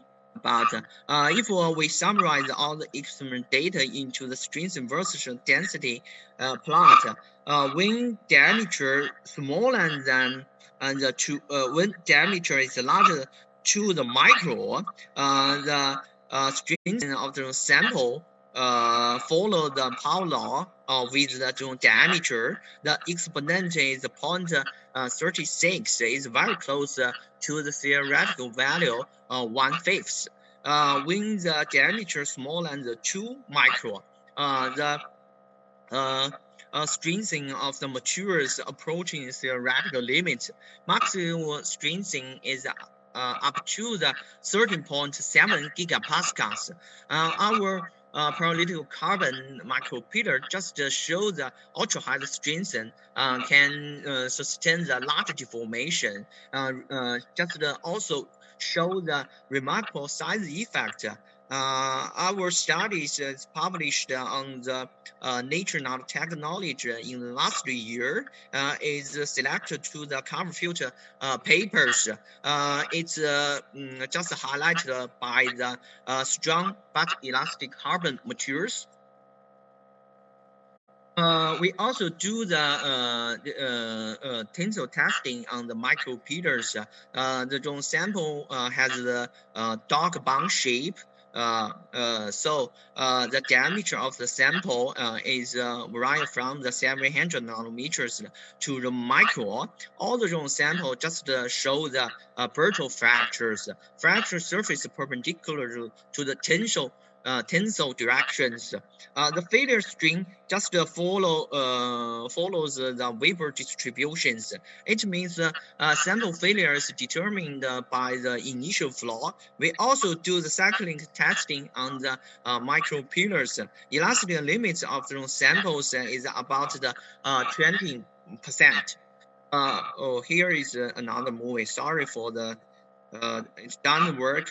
We just perform the larger scale molecular dynamic simulation to reveal the deformation mechanism of the micropillars. We stick the nano sized graphite into the micropillars. The microstructure of this sample is very similar to our experience samples. Then we do the uniaxial compression and the tensile compressions. So the stress strain curve for the compression is very similar to experiment data. But the stress strain curve for the tensile simulation has different difference from the experiment data because it just show the ultra high zone strengths 10 times higher than the experimental samples. It's just due to the ultra high zone strain rate used our simulations. Following, I just show the typical snapshot from MG simulations. During the plastic deformation, we observed the inch shear and the sliding between the neighboring graphite fragment dominates plastic dominates the deformations. When we increase the compression strain, the pore gradually closed due to dentification induced the strong hardenings. During the unloading, the nanopore reopen, leading to the partial recoveries. Here, so sorry for it doesn't work. For the movie, we also compare the mechanical property of our sample with the other small-scale micropillars. Our sample for the strength versus the density FB plot, our data flow in the theoretical limit regions. So that means overcome the trade-off between the low density and the high strengths. Our sample has the ultra-high specific strengthening. It's just higher than the specific strengthening of the diamond. So our sample has both ultra-high strengthening and the large fraction strengthening. That means our sample to some extent overcome the trade-off between the high strength and the good ductilities. Our sample also have the ultra high dissipated energy per volume, which is several orders of magnitude higher than the province engineering materials. Finally, I would summarize of my presentations. We just use to photolithography and high temperature pyrolysis to fabricate the pyrolytic carbon nanolattice and the micropillars. These materials just show the excellent mechanical property, such as the ultra high zone strength and large fraction strain and low densities. Remarkably, micropillar with diameter below the 2 microns just show the rubber-like behaviors can sustain the comprehensive strain of the 15% without catastrophic failures. Finally, I would final my talk in this final my talk using my fundamental element for design the 3D and 3D micro and nano lattices. If we would achieve the excellent mechanical property and performance, we would overcome the trade-off. First, we should optimize the geometry of the lattice structures. We can use machine learning and combine the biomimic design to do this.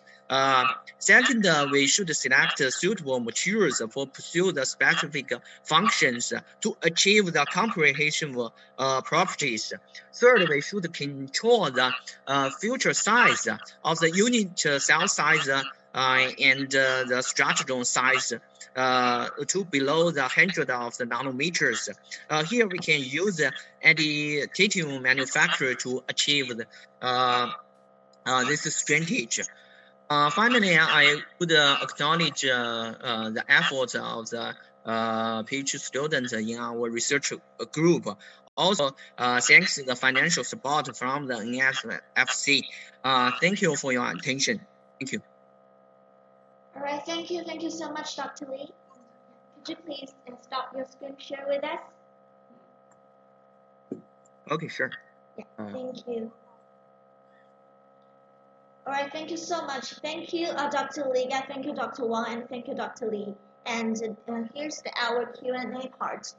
We have received many questions from our audience, both from Zoom channel and Chinese channel. And let's answer those together. And the first one is for Dr. Liga. Hello, Dr. Liga, how are you? It's fine. Okay, thank you. Yeah. Could you please answer this for us? Yeah, please wait a second. The question? Yeah, the questions. Yes. Okay. Yes. Okay. I got two questions at the site. Okay. The first question is, what is the biggest differences between high-tech nanotechnology and low-tech hand motions? What is the big challenge in low-tech and hand motions? Yes. Okay. The basically scientific. Okay. Basic science should be same, but the important things is we have to demonstrate low-tech is available even for difficult tasks like controlling molecular machines, because the high-tech apparatus, not so many people can use it, but low-tech hand motion or such things, everyone in the world can use it. If we develop wide availability of the low-tech technologies, everyone in the world can use it. This is a important matter for low-tech approaches. All right, thank you, Dr. Liga. We have the other one, and that one is from the Zoom meeting room, and that is, thank you, Professor Liga. Is nano car can run in specific track? Yes. Okay, basically, this case is we use gold 111 surface. Gold 111 surface because and such a surface has a specific shape, and we use this track. But we do not use some particular part on the gold 111 surface. We can find the same shape everywhere, and every team has their own site and use this site for track. All right, thank you. And the third one is, and this is Barris from University of Queensland. Thank you for your excellent talk. I learned a lot from your talk, and I have one question. Is there any molecular machines that can driven by applied potential differences as an external field? If yes, what are the main challenges in deciding what molecules can be used at molecular machine at the molecular level? Yes. Okay, driving the molecular machine by the potential differences, such a thing is highly possible. Especially such a things can be done with between some approaching chip and some electrode surface.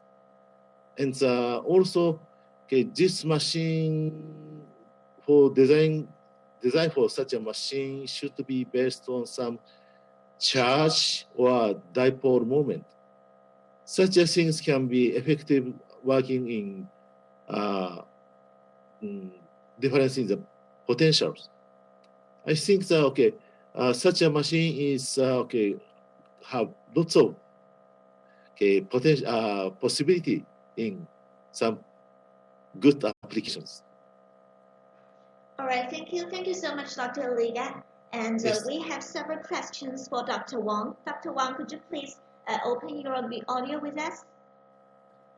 Sure, thank you. Yeah. Hello, Dr. Wang. The first question is, how about the thermal stable of CVD graphene? How about the temperature resistant in the air? Thank you for the question. The thermal stable of graphene. The graphene is, I think there's no difference for CVD graphene and the flake graphene or what kind of graphene, the thermal stability in air. They are quite stable, and if you want to burn it, you should increase the temperature to over, how much? I think it's be over maybe 400 or 500 to get defects on graphene. Just to increase the temperature to 500 degrees in air, and you get defects or even more cracks on graphene. But lower than 400, I think there's almost perfect. There's no problem for it's some more stability. All right, thank you. And we have the other question. Dear Professor Dr. Wang, thank you so much for a nice talk. And I have a question. Keeping in mind cost and quality, how to scale the graphene production by CVD? Yeah, I see that question. Thank you. Yeah. This is a really good question because absolutely the CVD graphene is very highly cost if we compare with the liquid graphene made by graphene oxide or other kinds of exfoliated graphene. Yes, it's a high cost, but why should we do it? Because as we said in these slides, its mechanical properties much better, and even if we assemble it, they have much better mechanical properties than these flake ones. So if we want to use them, I think it's still a long way to go. The cost of the CVD graphene itself is not that high as we imagine, although it's much expensive than these flake graphenes. I think the key is it's not the produce of CVD graphene, because nowadays we can produce very large, high quality CVD graphene. At least in China, I know there are many companies are doing this. They are doing good. I have their samples. But the difficulty is assembly, because graphene is not that the CVD graphene is large. It's not like the flake ones. It can be easily to be dispersed in some polymers or solutions. They can be easily to be handled. But CVD graphene is difficult. When you handle it, it's very easy to be destroyed or get defects, make its mechanical properties lower. So I think the key is how to find a way to make some products from it. It's not the cost right now problem. Okay. Thank you. All right, thank you so much, Dr. Wang. Thank you. And Dr. Lee, could you please open your audio with us, please? Okay, sure. Yeah, thank you. I'm here. Dr. Lee, we have a question for you. Thank you, Dr. Lee. Thank you so much for your excellent speech.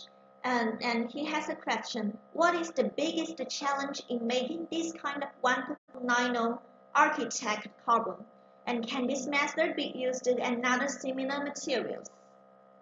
Okay, I would thanks for the good questions. The biggest challenge for the fabrication of the nanolattice is the how to scaling the size of the whole samples. Right now, because right now we just use two photolithography to print the samples, so the basic materials are limited. We just can use the polymer materials. Due to the high resolution, the minimal size of the printed strut is about the 300 to the 500 nanometers. Due to the high resolution, it's very difficult to construct the micro scale the structure. It's very difficult to scale to the millimeter, even higher scales. So far, we can use the to photolithography to the printed sample with the maximum size is about the 1 millimeters. It takes to several days. It's a long time. So that's the biggest challenge for fabrication of the nanolattice. Just the scaling of the nanolattice. For the second questions, because right now for the nanolattice structure, we use the two photolithography is only dealing with the polymer materials.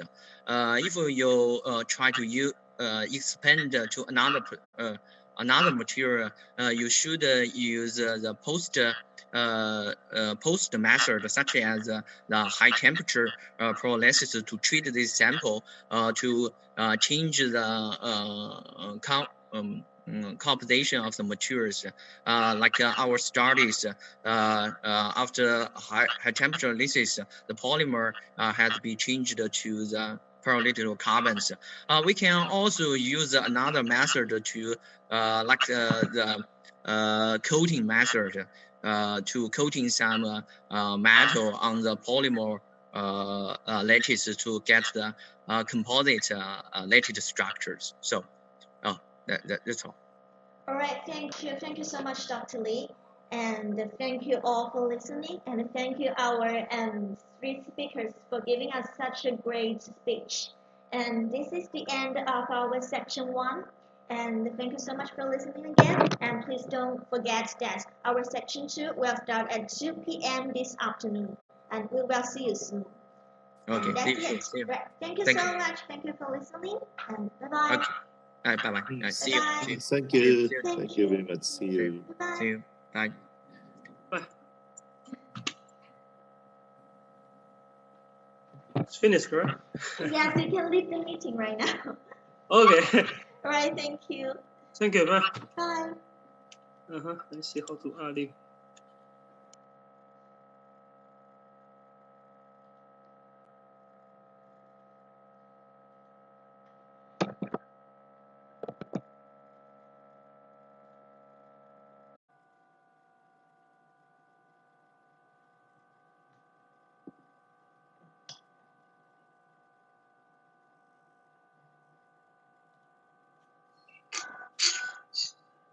Okay, let's get started.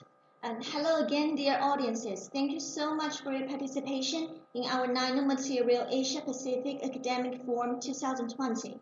I'm the host today from MDPI Marketing Department, Chloe Lee, and it is the first of planned series dealing with different focus topics of interest to the broader relationship of our journal, Nanomaterials. This forum intends to briefly highlight the interesting topic in a comprehensive but efficient manner. And this event will last for 1 day, which includes the time for discussion of the presentation. This event will feature 6 invited experts from different regions of Asia Pacific who have not only significantly contributed to our journal Nanomaterials, but also recognized for their great achievement in the research field related to the study of nanomaterials. We will record this lecture with the agreement of the lecturers and deposit them in our online database. We will continue to build this database with brief introductions and summaries of the topic across this fascinating field of nanomaterials. We hope that this event will be of interest to you, and we welcome you all to join us. If you have any questions towards the lecture, please raise up your hand and write them down in the Zoom meeting question box, and then our lecturer will help you with it. But please keep in mind that mute your microphone during the meeting. And let me introduce our program for today.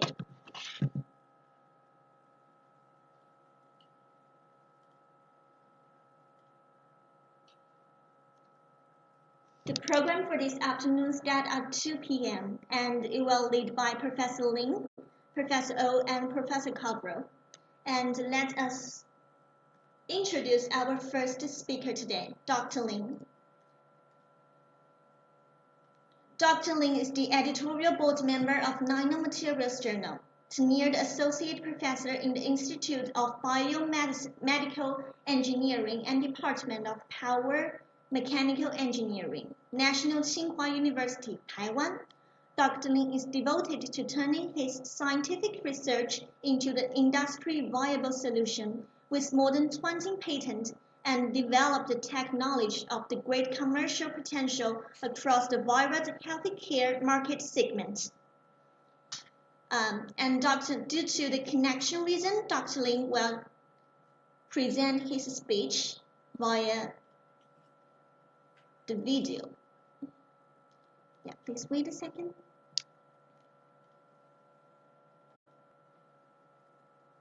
But please don't worry about it. If you have any question to Dr. Ling, please also write down your question, and we will forward them to Dr. Ling, and he will join us by the end of the meeting. Hi, my name is Zhong Lin, and now I'm an associate professor in National Tsinghua University in Taiwan. So first, I would like to thank the invitation, and I'm happy to share our recent results, which we developed the cell power the sensors based on thermometry and the thermometry the effects. So let's talk about the motivation. So actually, we all know that the global wearable market is coming. So you can see that for the device the shipments in the 2012, we can expect it's more than the 190 millions, and actually the market is around the 48 billion by the 2023. So of course it's very big.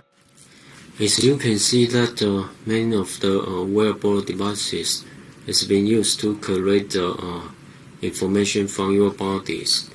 However, if all the data actually there is no purpose to build the connection between some specific disease.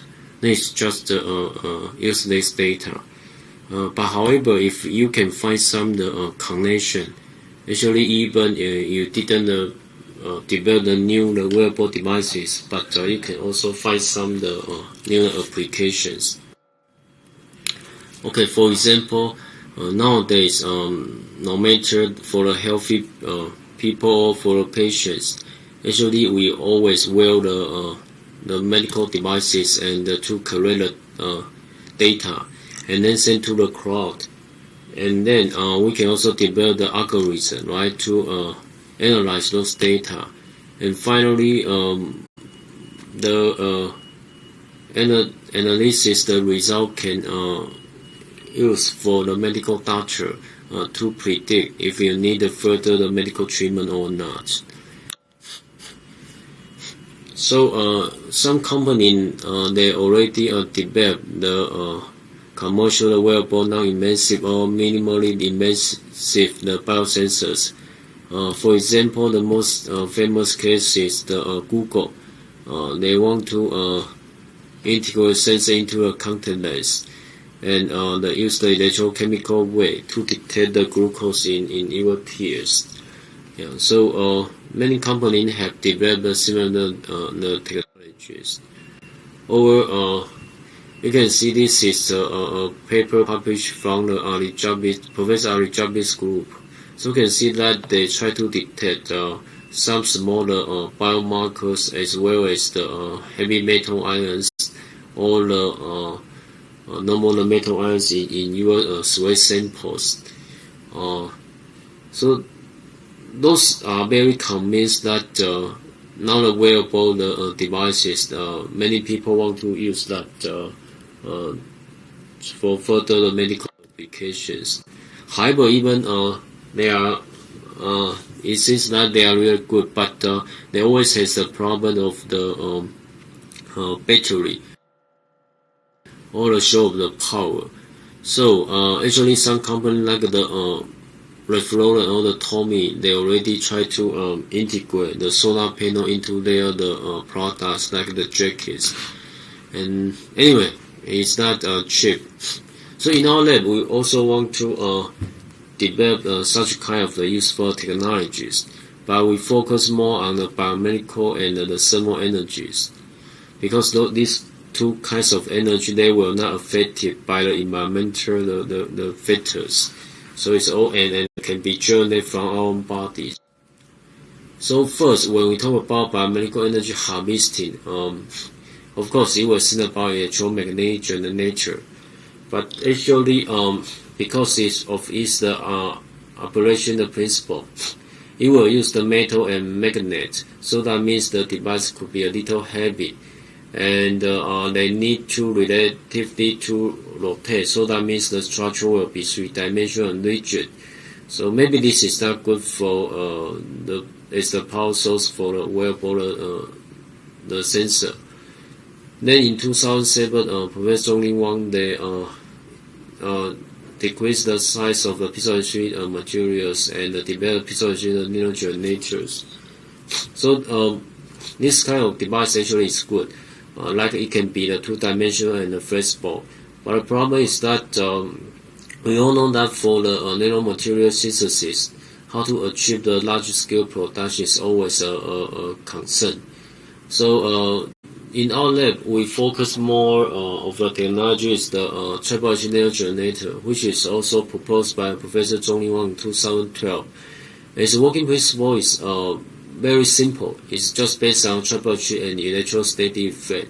And the most interesting thing is that all materials can be used to design this kind of the device, and they can also maintain the advantage of the two-dimensional and the flexible.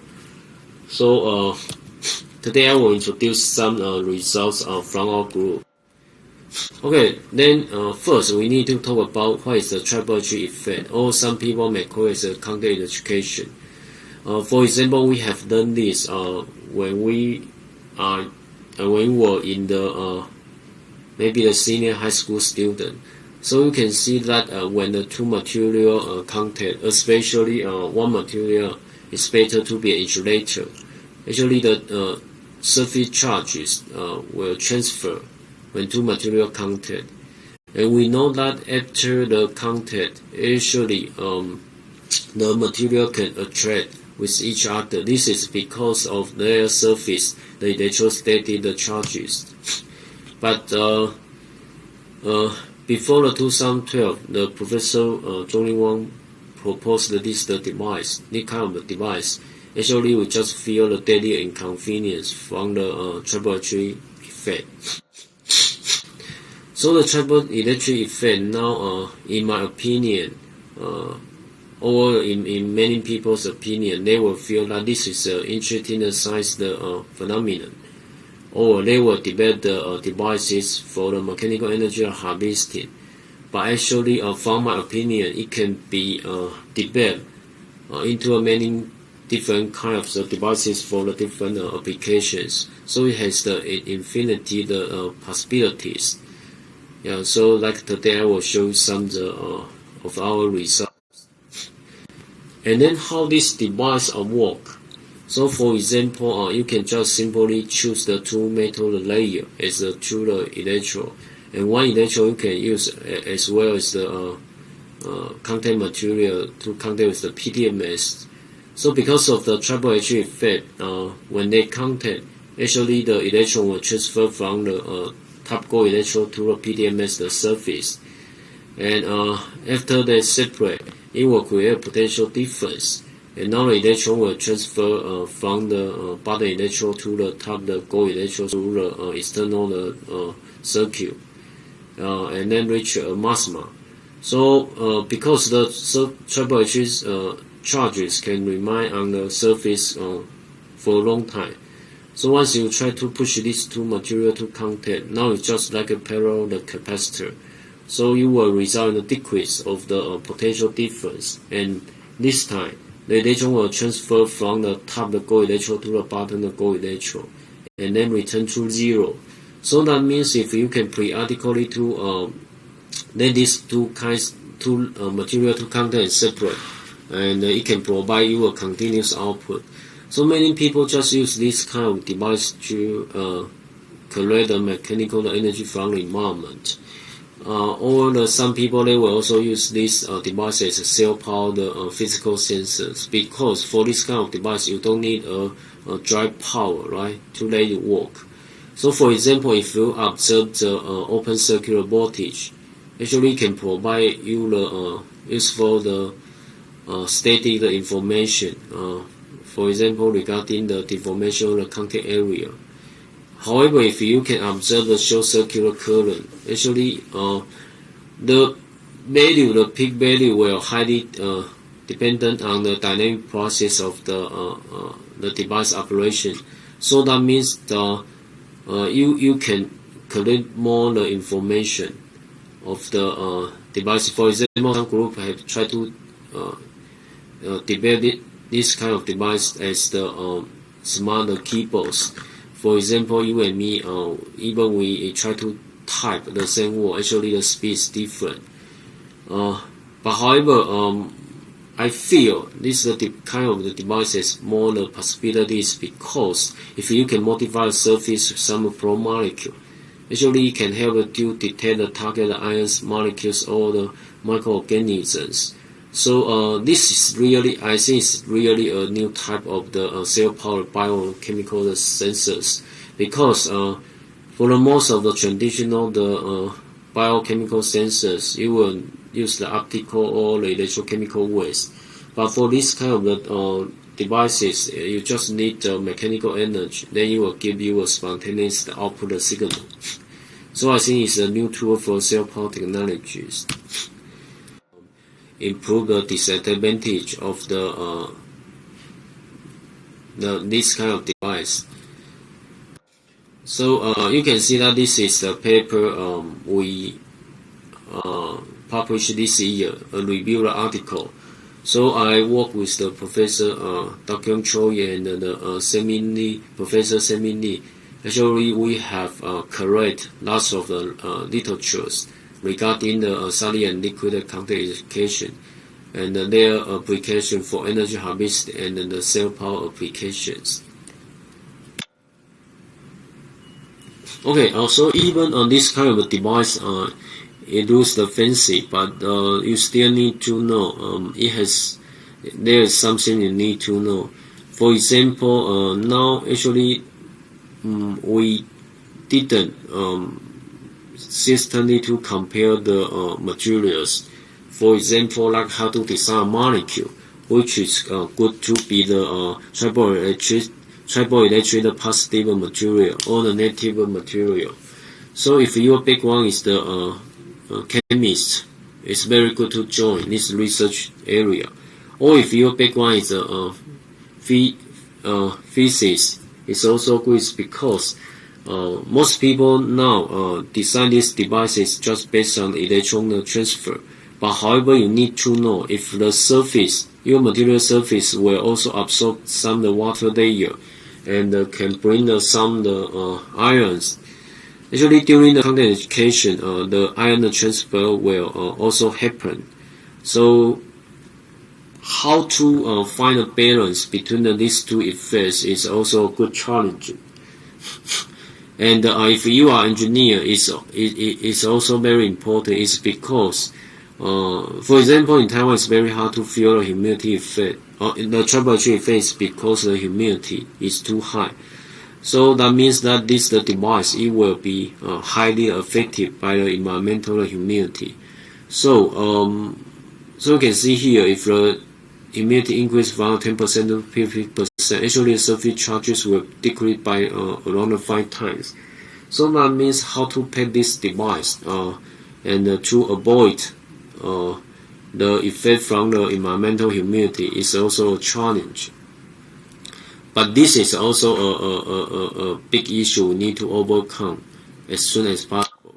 So in a paper we published in 2018, actually we are very lucky to find if we change the contact material, we use the hydrogel as the contact material as well as the conductive electrode. Actually, we can overcome the humidity problem. And because of this, the hydrogel itself is original like a solution. So we can also simply to coat on different kinds of the textile, for example, the sock or the t-shirt. So then we can develop the gap phase detector as well as the sweat sensors. And actually, the hydrogel we can also choose like the chitosan. And it also will bring the antibacterial function for the textile. But anyway, this is still based on solid contact education. So you can see that the hydrogel itself actually is not a good the conductive material because its resistance is high. Normally will be in mega ohm range. But however, it still have some advantages. For example, it's a highly transparent material. And if you try to check the electrical property, you can see that it's very stable. For example, we simply coat the hydrogel on the commercial textile. No matter how we bend the textile, it will find the electrical property is still very stable. And of course, we also try and we found that it's conductive, even if the resistance is high. So anyway, then we quickly to test how's the response output at a different humidity. So you can see that for the conventional, the TNG, if you use like the PTFE and the metal foil as a contact material, then you will find that once the environmental humidity is increased, actually the output will be decreased. Even the decrease the level is just around the 20 to 30%, but it's still not good if you want to use this kind of device as a sensor. But however, if you change the metal foil, metal layer to be our hydrogel the layer, you will find that actually the output now can be maintained no matter how the environmental humidity changes. And this is because as the contact material, of course, the surface charge will be decreased once the environmental humidity increase. But however, the increase of the humidity will also bring the positive, the effect of the conductive, the increase. So that means it will compensate the negative effect from the surface charge that decreased. So this is the reason why the design can maintain the output at a different humidity. And then we use this kind of the humidity resistant TENG to and integrate with the chitosan-based humidity resistor. So we can develop fully the cell power, the humidity sensing system. So you can see that once the environmental humidity is increased, the output goes through the chitosan-based humidity resistor will be decreased. And actually, the signal change is much higher than if you just use the TNG as the humidity sensor. So we can even use the LED to replace the electrometer to develop fully the portable cell power humidity sensor. And you can just evaluate how many the LEDs are powered to calculate the humidity. So we also directly call the hydrogel to the commercial soap and to develop the gate phase sensor. For example, we know this is very important for I mean that this can be used to monitor how you walk. And now actually we are moving forward to the scoliosis and the bone fracture diagnosis. And you can, of course, you can also put this kind of device on the insole, so then it can become a smart insole, not only just on the commercial soap. Then the most difficult part for this project is that how to efficiently to analyze the signal and try to build up the connection with the disease. So this is what anyway, we hope we can show you the positive progress very soon. And then you can also just simply to use the power. Okay, this is the humidity resistant TNGS power to drive like the wearable the electrochemical sensing system, or to generate some ROS and kill the bacteria on your clothes. So the output of the TNG we developed is around the 500 volt. Actually, it's not big. I know many of you are the experts, so actually you can develop much higher output than me. But anyway, we just want to use the TNG and to store the generate electricity. So you can see that it can be successfully to store the generate electricity in a commercial capacitor. And then we just develop a small cell power system. After the generate electricity is stored in the capacitor, then you can just simply use a switch to release the stored electricity and try to drive the fiber-based electrochemical sensors. So a lot of times actually we don't know how much electricity is needed for the fiber-based, the electrochemical sensor. So we just operate the device for 10 minutes and then we release the electricity. So that means that at that time, if you work for 10 minutes, actually you can the stored electricity can drive the one-time detection to see that what's the glucose concentration in your weight, and the sensitivity can be further enhanced by coating the fiber surface with the platinum, the gold and the palladium nanoparticles. And then for the second story, actually we try to optimize that how much electricity is needed to drive this the electrochemical sensing process. So finally we find that only the 30 seconds is enough. So it becomes the very efficiently if when you walk or when you run, during the process actually it can drive the many types of the sensing process and give you the multiple types of the sensing signal.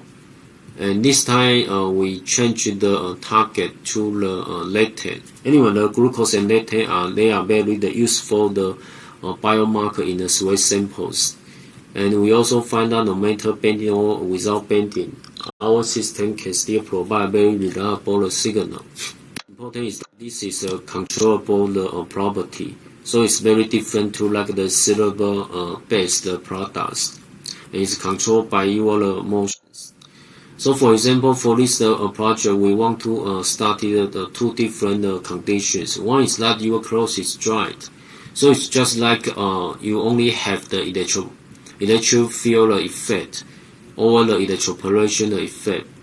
So you can see that for this study, actually we just put the electro outside the solution. That means it will not contact with the solution. So if the bacteria will die, that will only because of the electric field. So you can see that we have tried 3 different electric field. And for the highest the electric field, it can also result in a bacterial death, no matter it's the positive or the negative the bacteria. So and then for the other conditions that how about the textile's weight.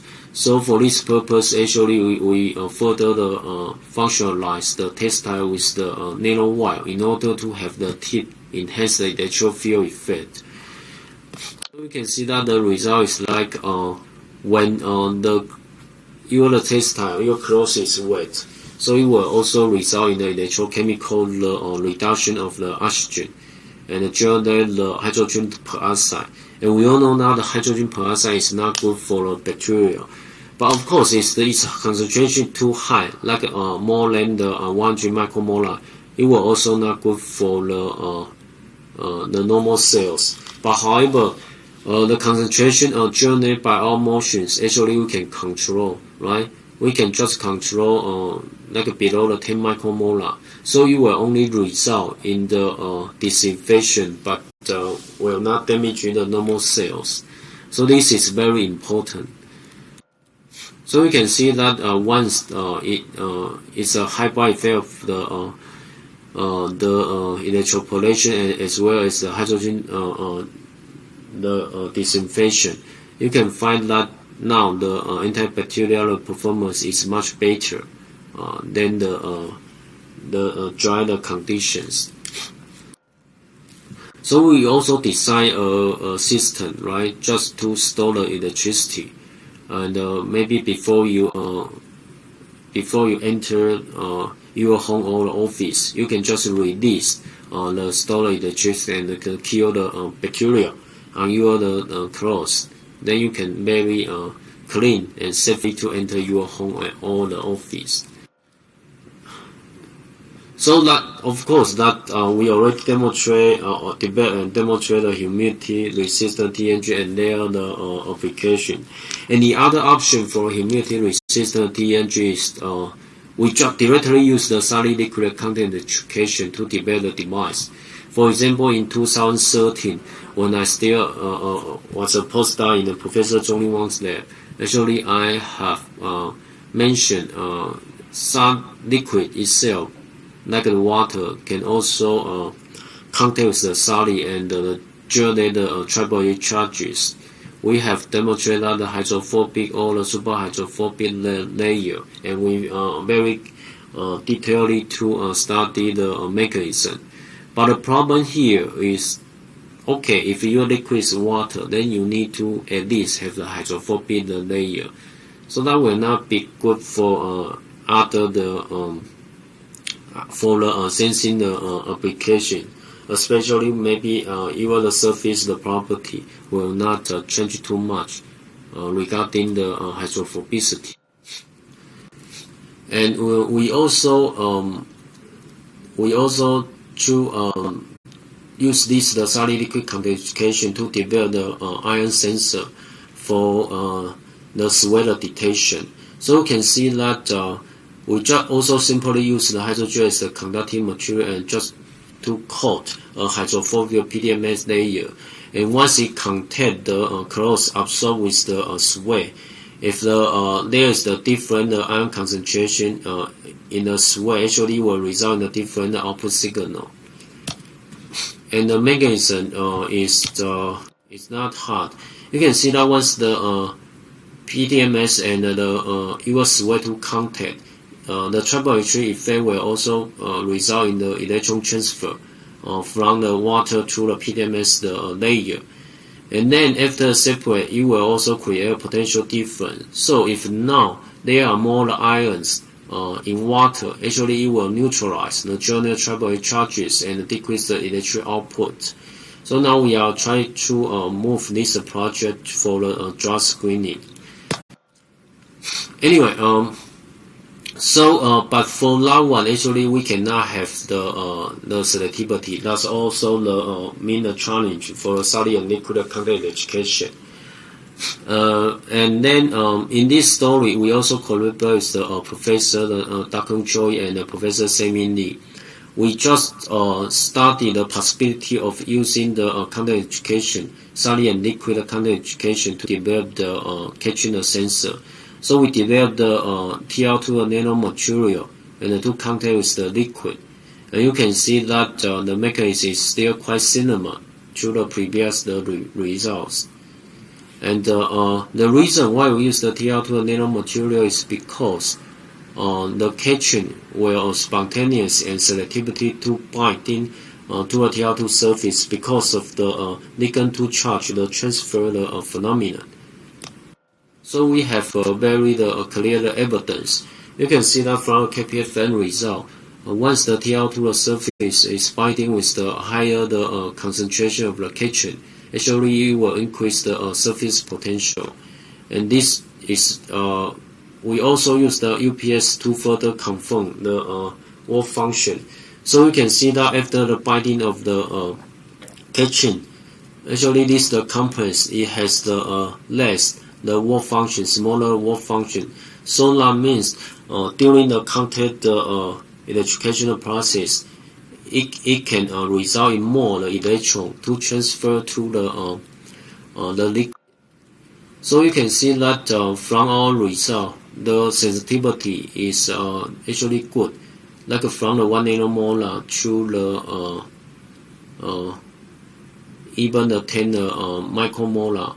And no matter you change the contact of liquid, I mean that you not only can use the water, but you can also use the acetone. And because of the solid and liquid contact electrification, it's very durable.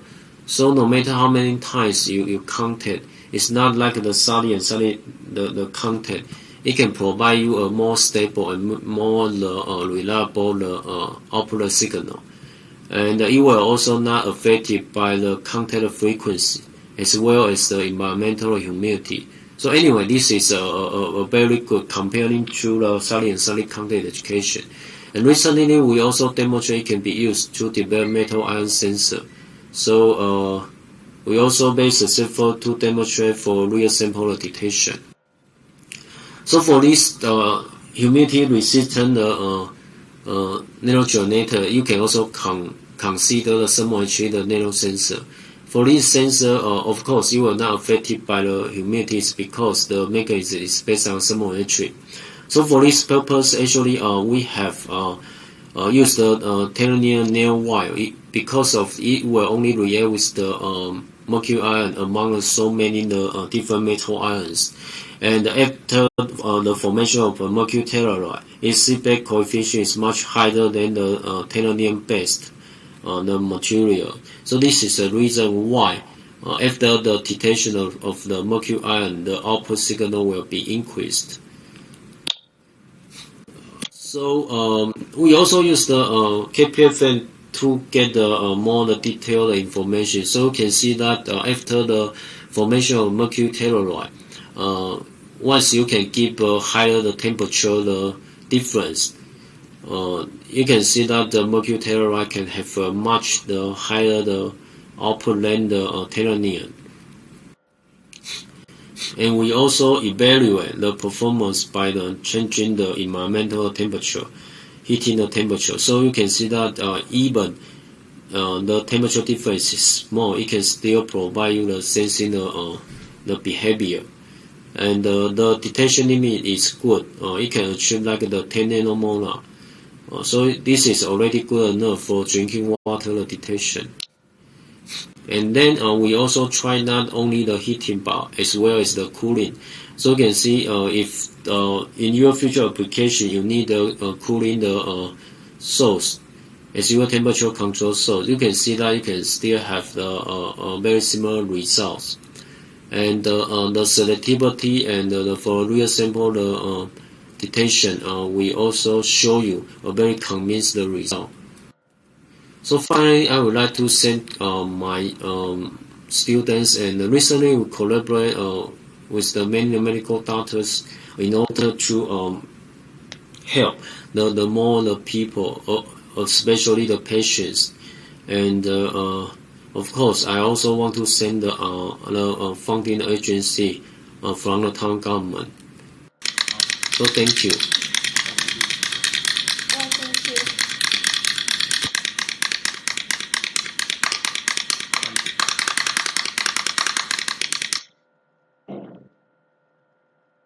All right, thank you so much, Dr. Lin.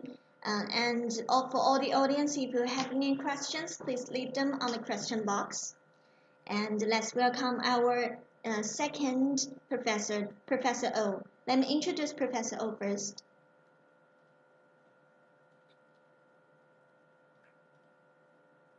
Professor O is the editorial board member of Nanomaterials Journal, full professor in the Department of Advanced Material and Engineering at Hensel University, Korea, full professor in School of Material Science and Engineering at Anhui University of Science and Technology, China.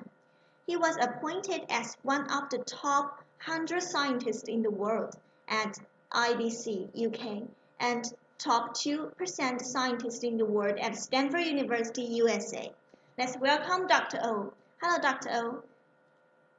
Please share your screen with us. Thank you very much. Thank you for your inviting me, and thank you for your kind introduction for me.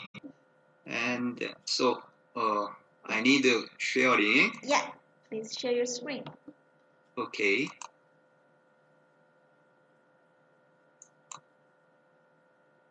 Okay, it's okay? Yeah, it's okay. We can hear you. Okay. Okay, today I'd like to talk about this CBD graphing study and this application. Today morning time, Professor Wang mainly study about this CBD graphing and the mechanical property. But I will talk about this one basically.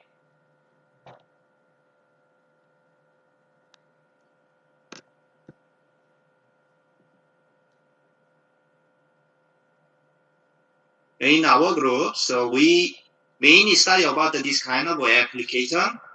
First one is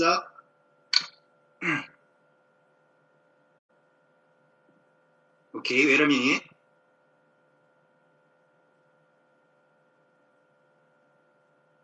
First one is graphene synthesis with some kind of new method.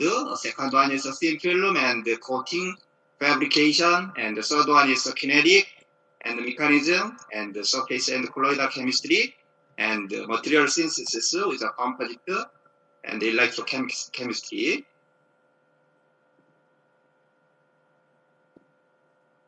As you know, this one is a graphene synthesis method. So we have two kinds of method. First one is a top-down method, and the second one is bottom-up method. Today, I mainly talk about this bottom-up CVD method.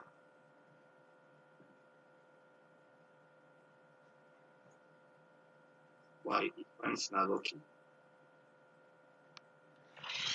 Okay. So in our laboratory, we have an interesting to this kind of 2 point. How can we easily synthesize this graphene material with a mass production? So in this time, we have to consider quality or price. So mainly in this CVD method case, we can obtain the high quality graphene material with a low price. So our main target is this CVD method.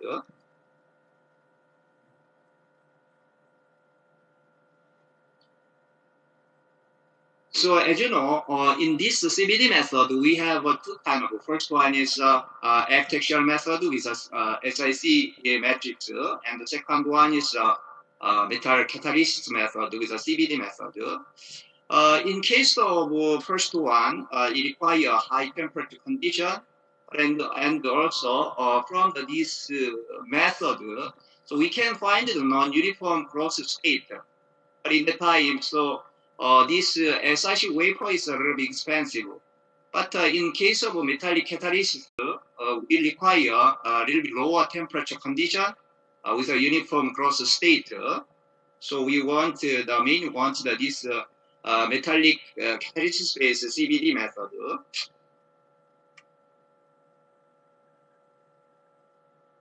This one is one of those designed chemical reactor. But this reactor is depend on the precursor material. The first one is in case of methane, so we require this kind of designed chemical reactor. But in that time, so we need this kind of tube type chemical reactor with a substrate. So maybe in this substrate also we use some kind of metallic catalyst material. And this one is also a little bit differently designed chemical reactor. This one is also precursor is benzene. After the make a benzene precursor, so we installed these 2 kind of tube type, two kind of tubes with this substrate. But in the time, we also consider this kind of catalyst. The third one is this one is something modified plasma method. So as you know, for the synthesis of this graphene material, basically we need this kind of furnace and the substrate and the precursor material. But in the time, so we have so many kind of different conditions. First one is a temperature condition and precursor condition and preheating, and also in the time we need a carrier gas, such as this argon and the helium, nitrogen and the hydrogen. This kind of condition is also important. But and also another one is this one is a surface modification of substrate. In the time we need sometimes we need this ionization effect, and sometimes we need the functionalization on the surface. So we can also make some kind of different condition for the graphene synthesis with this CVD method. This one is one of broad spectra with some kind of step. So as I said, we have also many kind of precursor material. So carbon precursor or dopant precursor as a solid type or liquid type or gas type. And also we need some kind of temperature or substrate condition. Sometimes plate type or power type, nanoparticle type or uniform type. From this kind of growth system, so we need first time we need this because of decomposition with the temperature condition, and the second time we can find the sp carbon or dopant decomposition reaction on the substrate, and the third one is temperature removal with the etching system, and finally we can obtain this graphene material. Okay, sorry. So this one is convenient. As I said, we have so many kind of catalyst material. So as I described in here, gold, copper, PD or PT, lithium, rhodium, nickel, ruthenium, cobalt. Maybe I think so. According to my result, so we can find the different shapes of graphene types with a catalyst. So we normally use the copper and the nickel. From this kind of substrate materials, we can also find this decomposition reaction and absorption reaction, and also dehydrogenation reaction. And also finally, we can find the surface immigration, and also can find the graphene growth on the substrate material. In this case, we also check about this precursor material concentration. So at the low concentration condition or at a high concentration condition, in case of low concentration case, so we can find a little more large size graphene growth state. But if you use a large amount of precursor material, so we cannot find this large size graphene. So I suggest about this 1, 2, 3, 4 step in here. So as I said, in this CVD growth mechanism, we can also find this temperature condition or flow rate condition and reaction time. So as you know, this growth condition is also depend on the precursor and also gas condition. So I suggest about this gas flow rate or heating temperature rate. So I'll little more talk about this one in the next slide.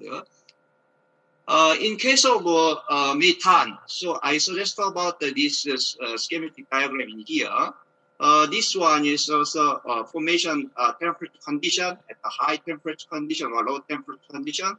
And the first time we needed this furnace warming step, and the second time we needed substrate annealing time. And after the make this kind of condition, we can finally obtain this graphene growth with this CVD method. And also in that time, also we check about this hydrogen amount with a time condition. But this one is also zero base, and also we also increase more and more. But I can find this reaction time with this high concentration with a hydrogen. You can find this little bit shorter reaction time like that. And this is also another different condition. This one is ethylene gas. From the ethylene gas, so we can also find the little bit different temperature condition and reaction time. So this one is a little more earlier times can find this growth condition like that. This one is also first heating time and hydrogen reduction. This hydrogen reduction time is related to this copper substrate annealing time. And also, finally, we can also find this growth, CVD growth step. In our laboratory, we may use the benzene gas, benzene vapor. So benzene is one of the liquid type. After the evaporation of this benzene, so this benzene gas also vapor supply to our chemical reactor in here with this argon or nitrogen gas. So in our case, we mainly use this nitrogen gas. So why we use this nitrogen gas? In our system, we also confirm this low temperature condition for the formation of graphene material. First time, so we can also find this dehydrogen reaction, and second time we can find this cyclization reaction, and also can find the polymerization and condensation reaction. So finally, we can find this graphene growth state on the substrate. In our case, we also check about these two kind of conditions. This one is first the short time condition. This one is a little bit longer time condition. But in this short time condition, so you can find the monolayer or double layer graphene growth state with something purple zone like that. But if I gave us some little more longer time for the chemical reaction, so we can also find the little more higher thickness with this CNT growth state like that. So I suggest about this our mechanism. So as I said, this benzene is a liquid type. So after the make this vapor type, so we need the heat treatment for the dehydrogenation, and also second time we can find this cyclization, and continuously can find the condensation reaction and the polymerization reaction. So finally we can obtain this graphene state. So after obtain this graphene, so we check about this STM image, AFM image, TEM image like that. From this STM image, we can find this high quality graphene monolayer state like that. And so as you know, basically after the synthesis this one, so we can check about this XRD and Raman technique. From this XRD data, we can also find the different XRD pattern among the three kinds of carbon families. The first one is graphite and the graphene oxide, graphene nanocide. And also from this Raman data, we can also find this D peaks and the G peaks and 2D peaks. So as you know, in case of a single layer graphene case, we can also find the high intensity of 2D peaks like that. So as you know, because graphene materials have this D mode and the G mode, so from the D mode we can find this A1 dissymmetry, and in case of the G mode we can also find the 2D symmetry. From this symmetry, so we can find this D peaks and the G peaks. So sometimes can find this separated G peaks like that. This one is also normal one because it have a D dash peaks. So we can also find this kind of standard Raman peaks like that. So this one is also growth state on the copper surface. So from this one also can regularly can find the growth state like that. This is also epithem image or TEM image. And after the synthesis this CVD graphene, so maybe so as you know, if you are used this benzene low temperature condition method, so we can obtain this large size graphene like that. So we checked about this HR Raman spectrum like that. And this is also photoluminescence result. So I suggest about this result, the graphene oxide and reduce the graphene oxide.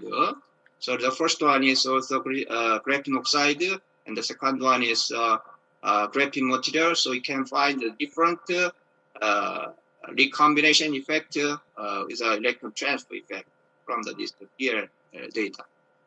This one is also X-phase data and magnetic field data, because these two kind of materials have a different banding energy structure between the BB and the CB, so can find a different magnetic field. And also because graphene oxide materials have so many kind of functional groups, can find a different X-phase results like that.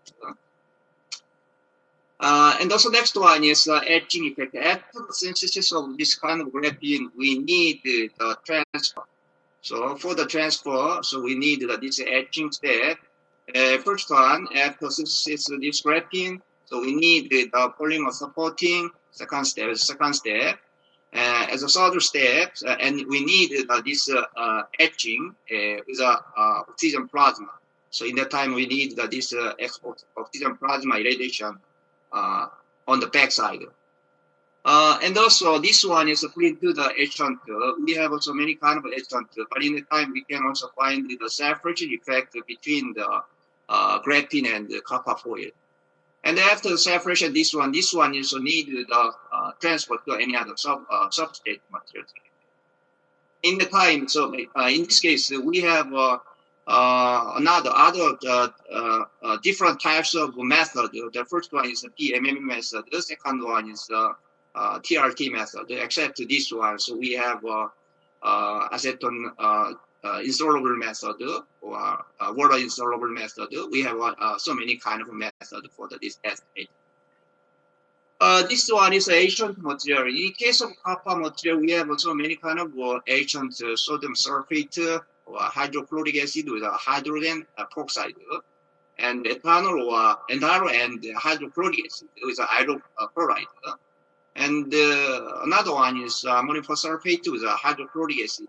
And except this one, we have some different types of agent. In case of nickel, we mainly use this phosphoric acid and nitric acid with acetic acid.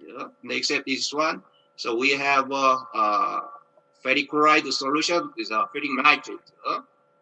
And sometimes we also use this copper nickel alloy. In this case, we can also use this kind of chromium oxide with sulfuric acid. In the former morning time, Professor Wang mainly talked about these graphene materials and mechanical properties. In the time, he mainly talked about this transfer effect. And in our case also, mainly studied about after the synthesis of this graphene. So we, what kind of target material, what kind of substrate material we have to use for the transfer. So we mainly use this glass or FTO glass for the application, and also finally obtain this graphene transfer with this ectograph surface. So this one is, as I said, after the separation of this graphene material, so we can also transfer to this kind of glass surface like that. For the in our case, we mainly use this kind of transfer the substrate for the dye-sensitive solar cell tester. And this one is application field. After the obtained the radioside graphene with a CBD method, so we one more time treated the TiO2 with the CBD method. But in that time, we mainly use the organometallic titanium precursor material. So after the synthesis of this CBD graphene, TiO2 component, we also checked about this XRD and Raman techniques. So this is also a simple application field. So because this radioside graphene TiO2 material have a photocatalytic effect, we first time check about this photocatalytic effect with MB degradation. So from this result, so we can find the high photocatalytic effect. And also second one is this one is another synthesized sample. So this one is as a similar method. We use the synthesis of this radioside graphene with a tungsten oxide. But in the time also, tungsten oxide also attached on the graphene surface with a CBD method. So we check about this XRD and Raman and the XPS result like that. After synthesis, this one, we talk about this hydrogen evolution result in here with a scavenger effect. First time, we use the ethanol or sodium sulfide with sodium sulfide and sodium sulfate together as a scavenger. But in case of a second one, we can also find the high hydrogen evolution effect. Our main target is about 15 more percent. But in case of sodium sulfide and sodium sulfate, we can obtain the 14 more percent. So we also suggest about this compare the result with a mechanically synthesized graphene oxide composite. But in case of this tungsten oxide graphene case obtained from CBD method, so can find the high parity effect. And the next one is this one is dye-sensitized solar cell. So as you know, this one is consisted with anode or cathode dye materials and electrolyte. So in case of cathode materials, this one is mainly consisted with platinum. For the replacement of this platinum, we mainly use this large size graphene with any other metallic semiconductor material. So I suggest about something example in here. After synthesis of this large size graphene oxide, we synthesize some kind of different types of cathode materials as a composite type. So some different method. After the saying this one, so we need something preparation of electrode. So I suggest about this preparation method in here. After the synthesis of two kinds of electrode, this one is anode material and cathode material. In case of these cathode materials, we need the CVD transfer method like that. After make this one, so we need the dye dispersion or electrode dispersion in here. And also these two kind of electrode combining together. And also finally, we need this electrolyte in here. After because this kind of types of electrode, we have to check about this kind of electrode. So before the test, we check about this SEM image or TEM image. So we synthesize any kind of different types of cathode material. So for example, graphene, bismuth lanthanum oxide, they are like this kind of ternary type composite, or F3O4 graphene, zinc oxide, SiO2 composite. This one is some kind of example. After the synthesis, this kind of various types of composite, we tested this performance. Before the test, we check about this XRD or BT EIS test and DRS band gap energy or Raman spectra. So from this kind of result, we also check about this property. In the time, this band gap energy amount is also important for the high performance result. So I suggest about one kind of example in here. So as I said, so after the synthesis of this graphene composite with the CVD method, we checked about this efficiency.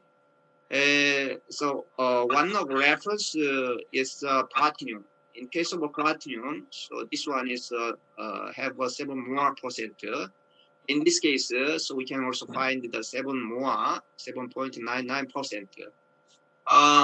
And so this one is also one of test efficiency. So we also synthesize so many kind of composite materials. This CVD graphene is any other semiconductor material. So our main target is about 20 more percent. But in this case, nearly approached our main target, so 17 more percent. Except this one, so this lanthanide series material or this kind of zinc selenide perovskite material have a high efficiency. So we need further more study about this one in the future.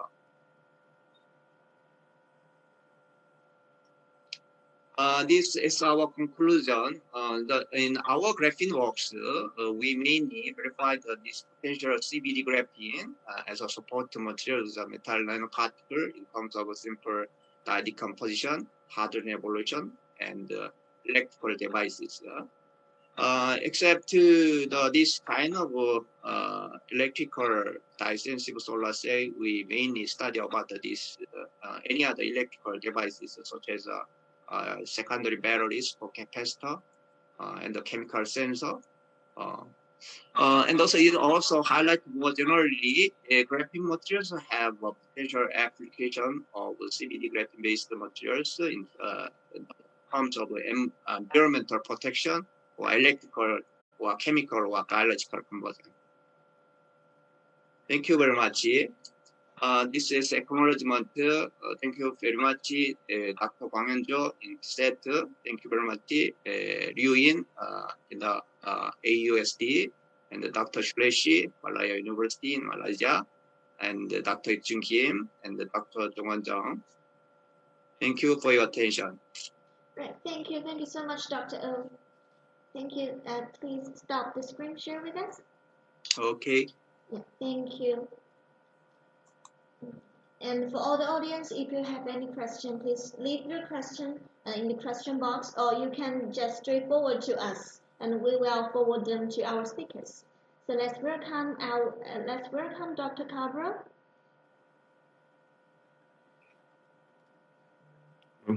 Let me give a short introduction to Dr. Cabral. Dr. Cabral is the editorial board member of Nanomaterials Journal, associate professor in the Department of Bioengineering, Graduate School of Engineering at the University of Tokyo, and his major interest is related to the development of nanomedicines of diagnosis and therapies, particularly systems directed to the intractable cancer. Hello, Dr. Cabral. Please share your screen with us. Okay. Can you see this? Yes, we can see it vividly. Okay. Thank you. Okay, thank you very much for the kind introduction, and also I would like to thank MDPI and the organizers for their fantastic show and their kind invitation to this meeting. So please allow me in the next minutes to introduce our research on nanomedicine approaches for messenger RNA delivery. So first, let's start by the basic of why we need to deliver messenger RNA. So what is messenger RNA? So first, I would like to note that protein delivery and protein therapeutics are major components of today's treatments. So the top 10 blockbuster drugs are based on proteins. However, proteins have a limited ability to reach intracellular space, so they are mainly targeted to the outside of the cells. And it's also very hard to produce therapeutic proteins, so it demands high demanding processes for the preparation and purification of these therapeutic agents. So we can overcome these limitations by using gene therapy. So we can either deliver DNA or messenger RNA to the cells and produce the therapeutic proteins of interest. So DNA has been explored as a therapeutic modality based on DNA delivery. And while it has been efficient in preclinical models, in humans still present several concerns, including the mutagenesis of the host cells. So this technique may lead to mutations into the genome of the patients. And also as a delivery methodology, DNA has a problem that it should be delivered to the nucleus for exerting its effect. After reaching the nucleus, it will produce the messenger RNA for delivering the therapeutic protein production. So on the other hand, if we can deliver the messenger RNA inside the cells, we can avoid this insertional mutagenesis, and we can also allow the proteins to be produced in the cytosols without the need to reach inside the nucleus of cells. So this can give us an advantage for not only safety, but also for translating our proteins in cells that are famous for being hard to transfect, like neurons or muscle cells, as they don't proliferate and they don't have a permeable nuclear membrane. So by using messenger RNA, we can just produce the proteins inside the cytosol of the cells. If we can also include excretion signals to our messenger RNA sequence, we can make the cells now produce the proteins and excrete them to the surroundings and work as a therapeutic agent for treating the surrounding cells. So this is a brief history of messenger RNA and its development. So the first preparation of messenger RNA by in vitro transcription was reported in 1984, and since then the interest for using messenger RNA as a therapeutic tool has been growing exponentially. So the first attempts to use messenger RNA as a therapeutic agent were dedicated to the development of vaccines due to the immunogenicity of messenger RNA. And as you can see in recent clinical trials with COVID-19 vaccines, there is one formulation by Moderna Therapeutics that will use messenger RNA to produce the antigenic proteins. But more recently, there has been other applications that are growing, including genome editing or preparation of immunopluripotent stem cells, or protein replacement or enzyme replacement therapies. And in some cases, clinical trials have already started. So these clinical trials are showing that these messenger RNA treatments are safe and do not cause severe side effects to the patients. So particularly in the COVID-19 vaccines, this safety has been highly praised. So the RNA vaccine is based on a lipid formulation, and this lipid formulation will deliver the messenger RNA inside the host cells without affecting the nucleus of the cells and translating the proteins for recognition by antigen-presenting cells. So this can provide safe immunity and effective immunization. So the delivery of messenger RNA is very important because of the limitation of messenger RNA as a therapeutic molecule itself. So while we noticed that it's quite useful due to the safety and efficiency to develop many types of treatments, it's also rapidly recognized by nucleases in the body and degraded within minutes. And it also presents poor cellular uptake, because of its negative charges. So this is a macromolecule with a backbone made of phosphate groups, so it will be highly negative, and this macromolecule will not be able to penetrate through the cell membranes. And also, as noted previously, mRNA has a high immunogenicity, so it will be likely to induce immunogenic responses. So complementing the messenger RNA with an effective carrier is very important. So two carriers are the major strategies that are being explored at this moment. One is based on viral vectors, and the other one is on lipid nanoparticles.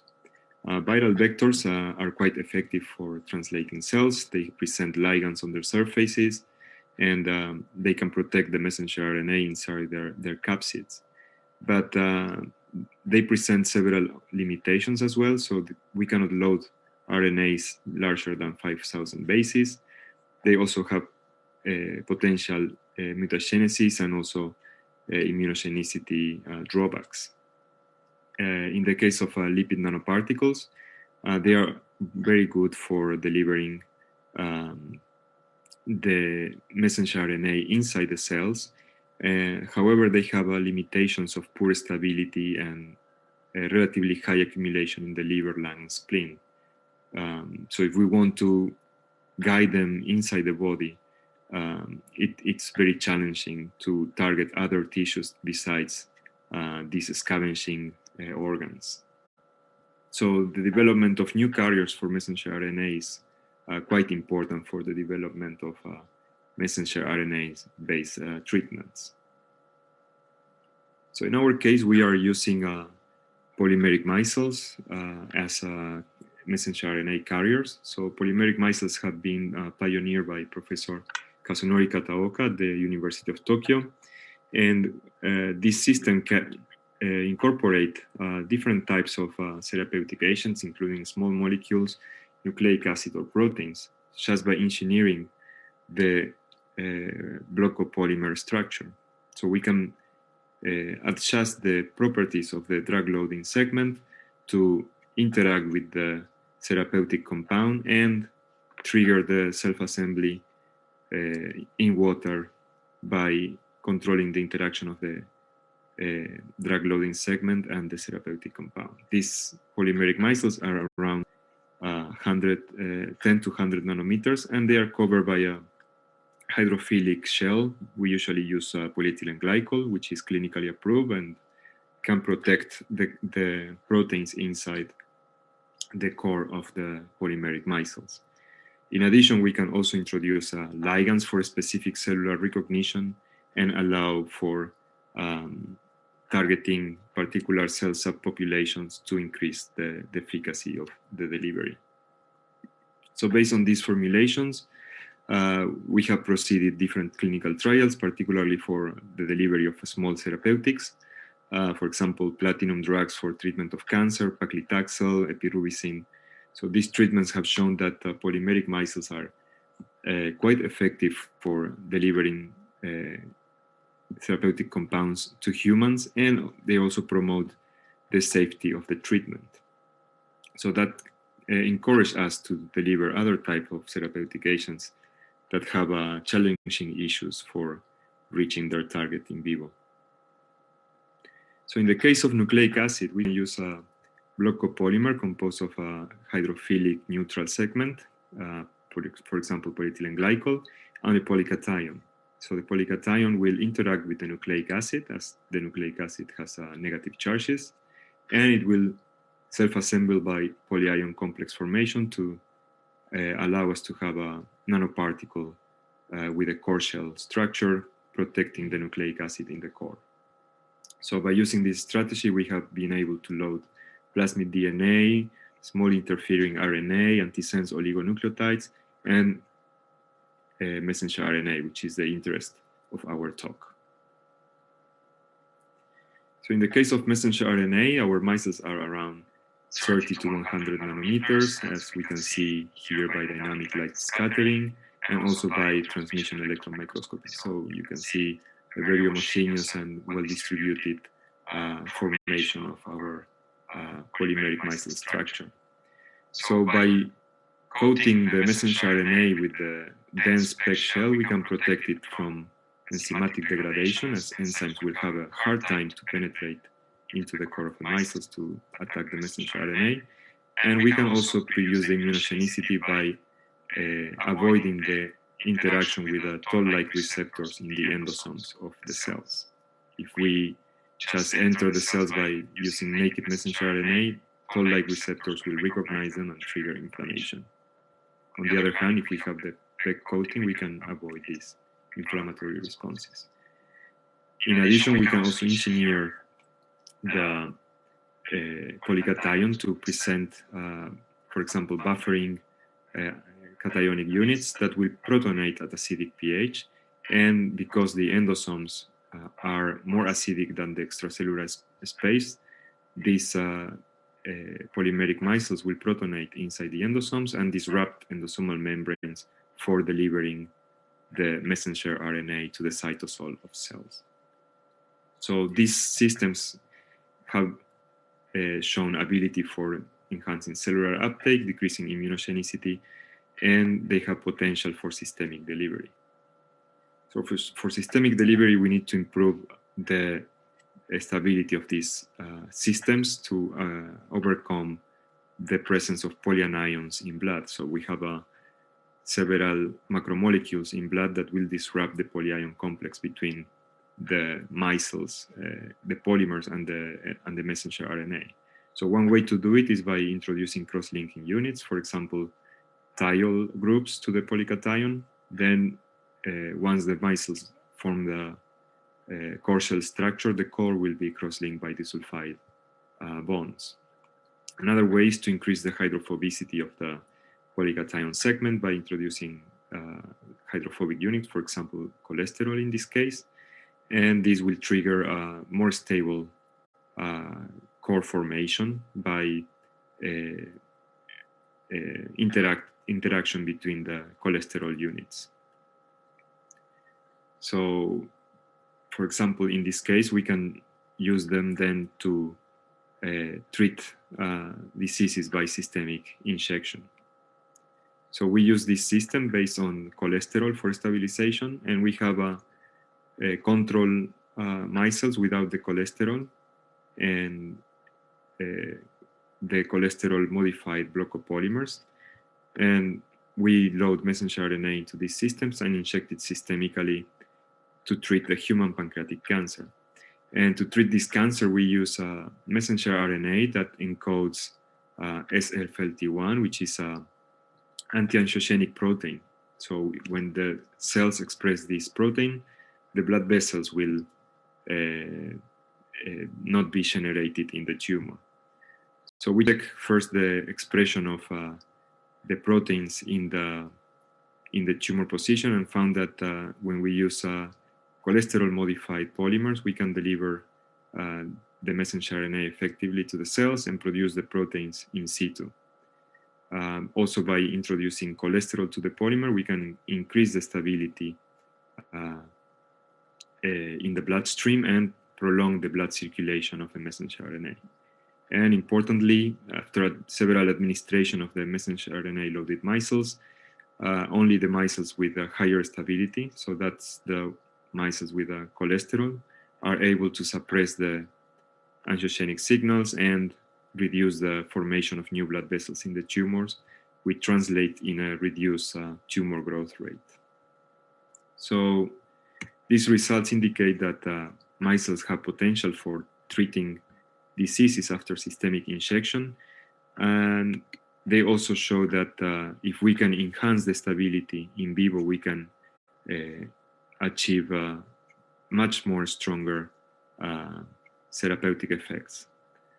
And more importantly, if we are able to enhance this in vivo stability, we may be also able to reduce the dosing and improve the efficiency of the delivery.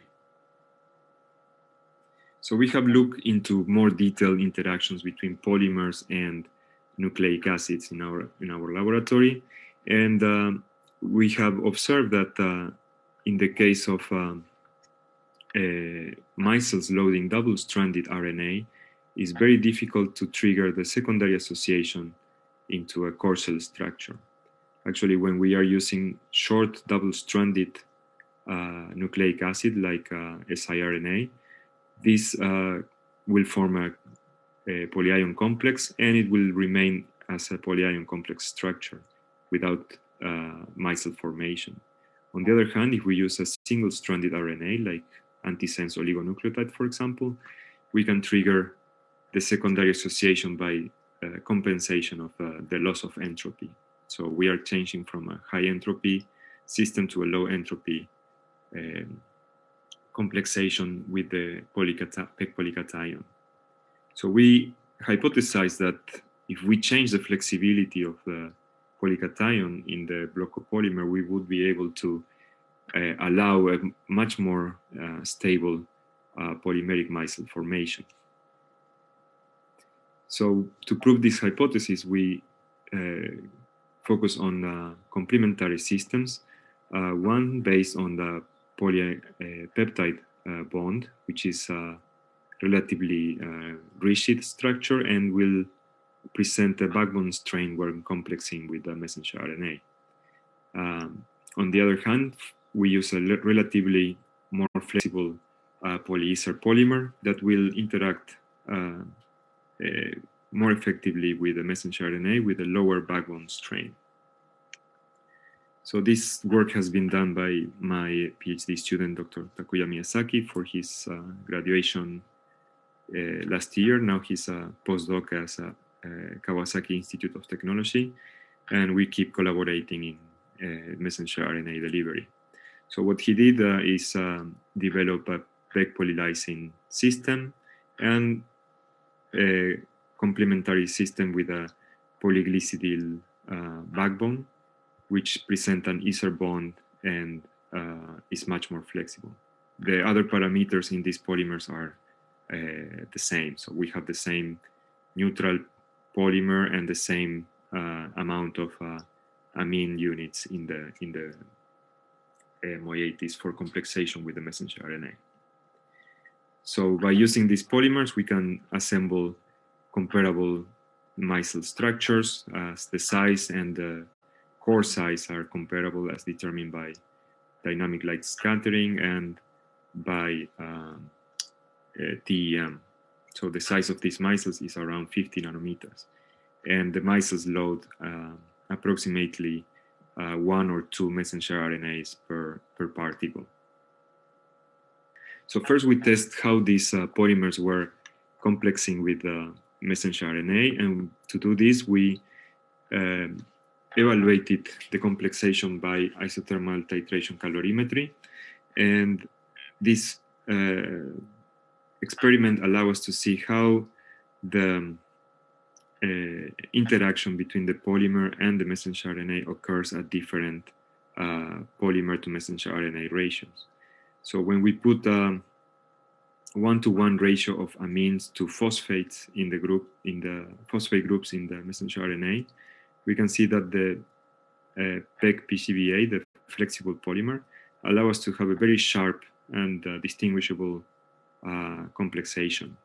On the other hand, if we use the more rigid polylysine backbone, we have a more prolonged slope and much less sharp than the flexible polymer. So this is isothermal titration calorimetry allows us to calculate different thermodynamic parameters in the complexation of these polymers to messenger RNA, and we can see that the flexible polymer gives us a lower enthalpy and higher entropy changes, which lead us to a 50-fold change in the binding constant to messenger RNA.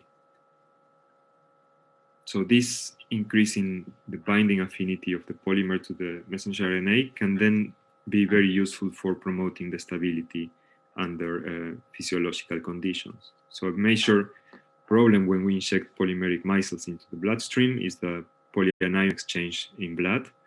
So for example, heparin will enter into the micelles and kick out the messenger RNA, will replace it and disrupt the micelle structure. So to test this exchange of messenger RNA with heparin, we use a fluorescent label messenger RNA and trace the diffusion by fluorescence correlation spectroscopy, FCS. And we incubate the micelles with heparin, and at the beginning, we use a small amount of heparin compared to the messenger RNA and gradually increase it to different ratios of sulfate of the heparin to phosphate on the messenger RNA. And we can see that for the rigid backbone, we have around 50% of the micelles already being disrupted when we put 1-to-1 heparin to messenger RNA. On the other hand, if we use a flexible backbone, we can increase this stability by 2-fold compared to the rigid structure. And this enhanced stability is also observed when we test the system in serum and follow the degradation by enzymes. So we incubate this with 50% FES. It's a very harsh condition for the degradation of messenger RNA. And we can see that if we use the rigid backbone, we can only preserve 5% of the messenger RNA in the system. But if we use the flexible backbone, we can improve this by 6 folds. It's approximately 25%. This enhanced stability also translates into a higher intracellular delivery and gene expression. So we tested the intracellular delivery by confocal microscopy. And we see that the rigid backbone is able to enter the cells by endocytosis. We label the endosomes in green and the messenger RNA in red. And we can see the colocalization of messenger RNA in the endosomes in yellow. On the other hand, if we use the flexible backbone, we are able to reach inside the cells very rapidly and promote the endosomal escape of the messenger RNA into the cytosol, which will allow the messenger RNA to interact with the translational machinery of the cells for promoting protein production. And that's what we see here in this graph. So the resheet polymer give us a low amount of protein by using a luciferase experiment. But if we use the micelles based on the flexible backbone, we can increase this protein production by tenfold. And this increased stability of the flexible backbone also translated in a higher stability in vivo. So we test the blood circulation by doing a real-time PCR and tracing for the messenger RNA sequence. So this is a very sensitive method that can distinguish between our intact messenger RNA and the broken messenger RNA in circulation. So if we can see it here, it means our messenger RNA is still capable of producing proteins. And we see that when we inject naked messenger RNA, it immediately degraded at 2.5 minutes. When we use the resheet backbone, we can have less than 10% after 2 minutes after injection. If we use the flexible backbone, we can improve this significantly, threefold increase at 2.5 minutes and tenfold increase in 10 minutes. So this significant extension of the blood circulation of messenger RNA can also allow us to produce more proteins in vivo. So the resheet polymer allows us to have some production of proteins after in vivo administration, but the flexible formulation is much more effective at producing proteins in the living tissues. So besides engineering the polycation, we can also engineer the messenger RNA. So in fact, messenger RNA modification has been widely considered to reduce immunogenicity. However, these messenger RNA modifications have not been able to increase the stability against nucleases. So we look into alternative strategies to modify the messenger RNA to improve the stability against enzymatic degradation. So we thought about using RNA architectonics or RNA origami for promoting the stability of messenger RNA.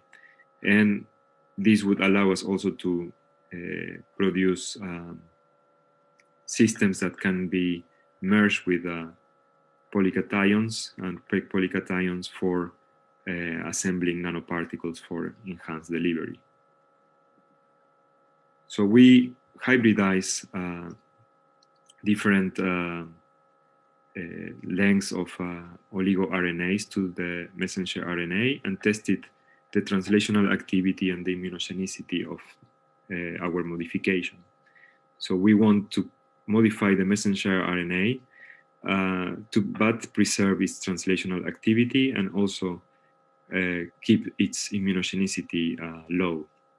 So by using short 17 nucleotides oligoRNAs, we can maintain the translational activity. If we use longer oligoRNAs, we can have a drop in the activity of the messenger RNA. Also, if we use 17 nucleotides for modifying the luciferase, we have a comparable immunogenicity to the original messenger RNA. However, if we increase the size of our oligoRNAs, we see an increase in the immunogenicity determined by interferon beta expression. So this result indicates that 17 nucleotides seems to be a maximum for not inducing a drop in the translational activity and also an increase in the immunogenicity. So to test how we can improve the stability of polymeric micelles by using this hybridization method, we introduce oligoRNAs modified with cholesterol, as we saw earlier that cholesterol can improve the stability of the polymeric micelles. And we use a messenger RNA containing size 3 and size 5 that when they come close, they produce a Fred signal. So that's when we excite the size 3, the fluorescence is transferred to the size 5 and we detect the emission of size 5. So when this messenger RNA is open, the Fred signal is reduced and we don't see the condensation of the micelles. So by using these systems, we assemble then polymeric micelles by using PEG polycations with and without cholesterol, and see how the messenger RNA was condensing in the micelle core. So we can see that just the introduction of even one cholesterol to the messenger RNA can lead a very strong condensation and packaging of the messenger RNA in the core of the micelles. So even after putting 9, we can see that 9 cholesterol can keep the same high packing of the messenger RNA inside the core of the micelle. So this enhanced packing promoted the stability against nucleases. So we tested this by incubation in enzymes. And we can see here without cholesterol hybridization, we have a very low amount of messenger RNA remaining after incubation. If we use cholesterol modified polymers, we can improve the stability of the messenger RNA, and this stability increases with the amount of oligoRNAs introduced to the messenger RNA. So we can deliver these micelles to the lung of mice, and we can observe very clear ability to produce proteins. So in this case, it's a luminescent protein. So we can trace it in living animals in real time. So by using the polymers without cholesterol RNA, we have a very small production of proteins. If we can use these polymers with cholesterol and the oligoRNAs hybridized to the messenger RNA units, we can improve the production of proteins in vivo. So we can use these concepts to of oligoRNA hybridization to further enhance the stability by using a nanotechnology, RNA nanotechnology approach. So instead of introducing a moiety like cholesterol, we can use the oligoRNAs as RNA linkers and hybridize different mRNA molecules into one nanoparticle. So we call this nanoparticle mRNA nanoassemblies. So these nanoparticles then may improve the stability of the cross-link messenger RNA. So this work was done by my assistant professor, Dr. Satoshi Uchida. Now he's associate professor at Kyoto Medical University, but we still keep collaborating on these projects, and several publications are now under review. So this is our first attempt of using the RNA nanoassemblies and seeing the degradation in serum. And here we have the naive messenger RNA. You can see it's very fragile, very sensitive to FBS. Even a small amount of 0.01% FBS in the solution can degrade more than 50% of the naive messenger RNA. But if we use the nanoassemblies, we can protect effectively the messenger RNA and increase the stability more than 100 times. And this enhanced stability correlated with the ability of the RNA to produce double-stranded in the cross-link units. So we test these nanoassemblies in vivo by using intracerebral injection in living mice, and we quantify the amount of messenger RNA in the brain, and also how much this messenger RNA was able to produce proteins in vivo.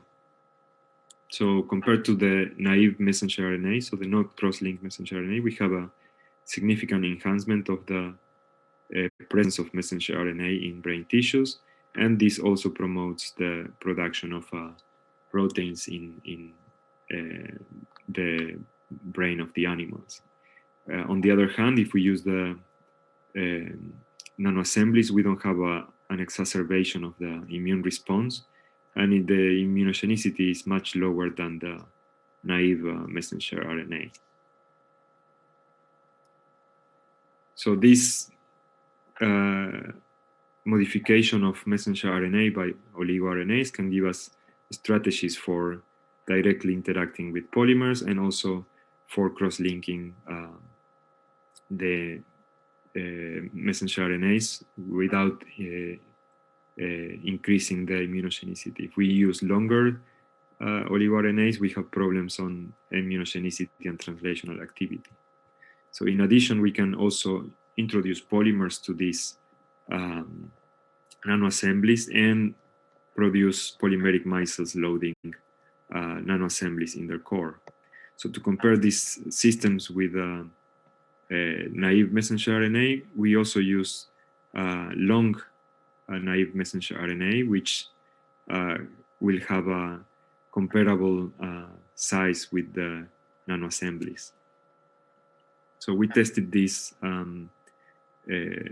formulations by TEM, and we observed that the micelles loading the naive messenger RNA were making cores of around 24 nanometers, and the nanoassemblies were making systems with around 39 nanometers, so much larger cores.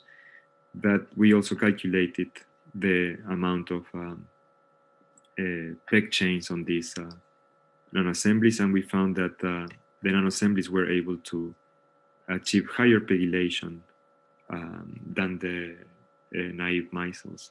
In the case of the long messenger RNA, it was difficult to prepare polymeric micelles, so the size was not homogeneous, and we saw different morphologies by TEM. So then we compared the naive messenger RNA, the long naive messenger RNA, and the nanoassemblies for the in vitro stability and the in vivo stability in blood. So compare in two concentrations of serum, we saw that at 10% serum, all the formulations were quite stable, but at 50% serum, only the nanoassemblies remain stable, protecting the messenger RNA inside the polymeric micelles.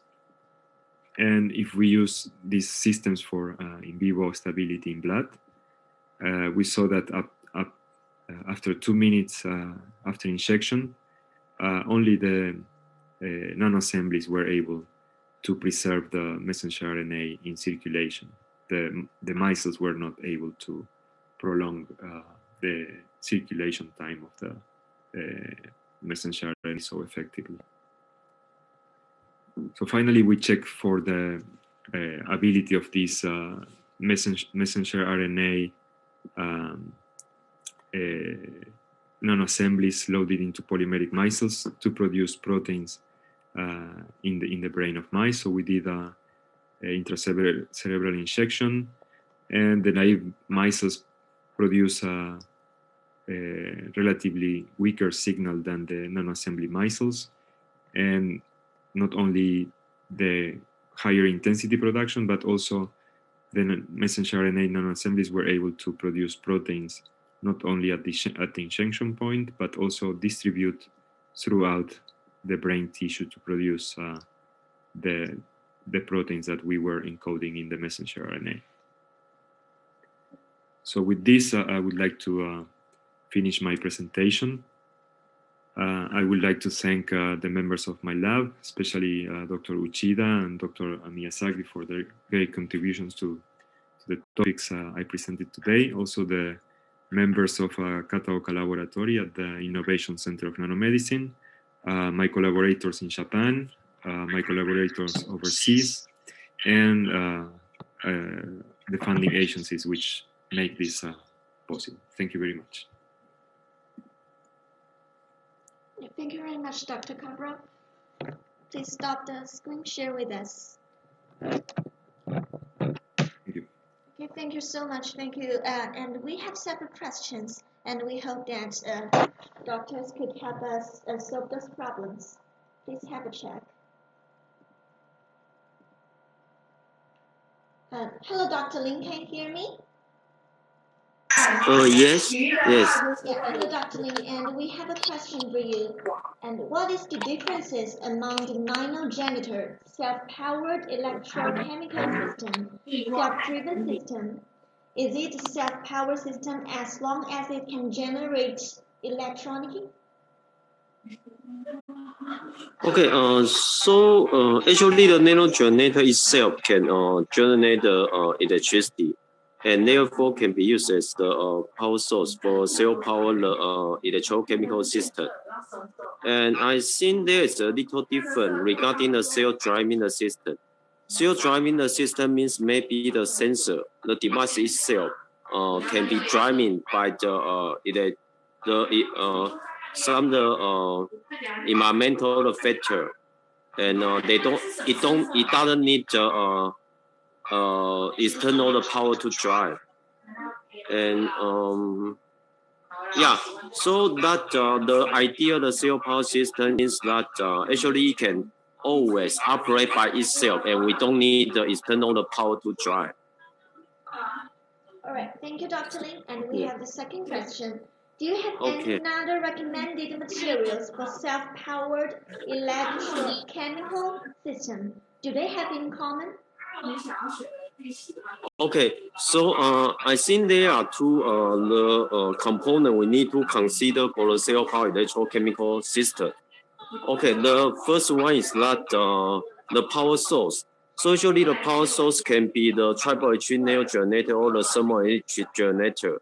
That depends on that you have the mechanical vibration from the environment or the temperature difference from the environment. And the other is that the sensor, the sensitivity. So I think the nanomaterial can help a lot. So you can choose that noble, the metal nanoparticles, which can give you a very high activity, so that you can make sure the sensor you develop can have a very high efficiency. Yeah. Right, thank you. And we have another question. Does external environment, such as temperature or humidity, have a significant influence on self-powered system? Yeah, I think it's very important is because if we discuss, if we think about the technology I introduced in my presentation, most of them we use is the triple electric effect. So usually the triple electric effect will be highly affected by the environmental humidity, and actually the temperature will also affect it. So yeah, so now I think the many group in the world, they try to solve this problem. This is the problem. So for example, like in my presentation, I have introduced, maybe you can consider use the hydrogel, and you can overcome the humidity problem. Yeah, so I think in the near future, we may have the result to share with you. Thank you. All right, thank you, Dr. Lin. Thank you for answering those questions. And Dr. O, we have two questions for you. And thank you so much for your wonderful speech. The first one is, compared with thallium graphene, the electrochemical performance of graphene by CVD is not good. So what is the main reason that caused the defect? So in my opinion, in our case, if you use these graphene materials obtained the CVD method, we have a better electrical performance test. But in my opinion, so maybe if you are strictly control this preparation method, so maybe we can obtain the monolayer graphene without defect. All right, thank you. And the other question is, why is the graphene easy to break in the graphene transfer by CVD? Okay, so as I said in the my talking time, so if this graphene materials have a defect, this one is not easy for the transfer. So maybe how can it decrease this defect? This one is important. All right, thank you. Thank you so much. And Dr. Cabral, thank you so much for your wonderful speech. And we received one question for you. That is, what is the key point for us to bring the mRNA carrier to the target cells? Yeah, that's a very good question, and we are looking into that. So there are many important points to consider. Most important, I think, is controlling the stability of the carrier. If we can control the stability, then the targeting will be much easier. So then, if we can keep the structure of our vehicle, then we can modify the vehicle to go where we want. So we can use ligands to target the specific cells and deliver the messenger RNA to the target. Yes. I hope the answer is... All right, thank you. Thank you so much for answering our questions. And that is the end of our meeting today. And I would like to express my gratitude to all the professors who joined us today, who spent so many time with us. And I would like to thank all the audience for listening, and thank you so much. And I would appreciate that if we can have this wonderful time another time. And thank you so much, and goodbye. Okay, thank you, Dr. Cabral, Dr. Ling, and Dr. O. Dr. Liga, thank you for your time. See you next time. Bye-bye. Bye-bye. Bye-bye. Thank you very much. Thank you very much. Thank you. Thank you. Okay, I'm going to end this conference now.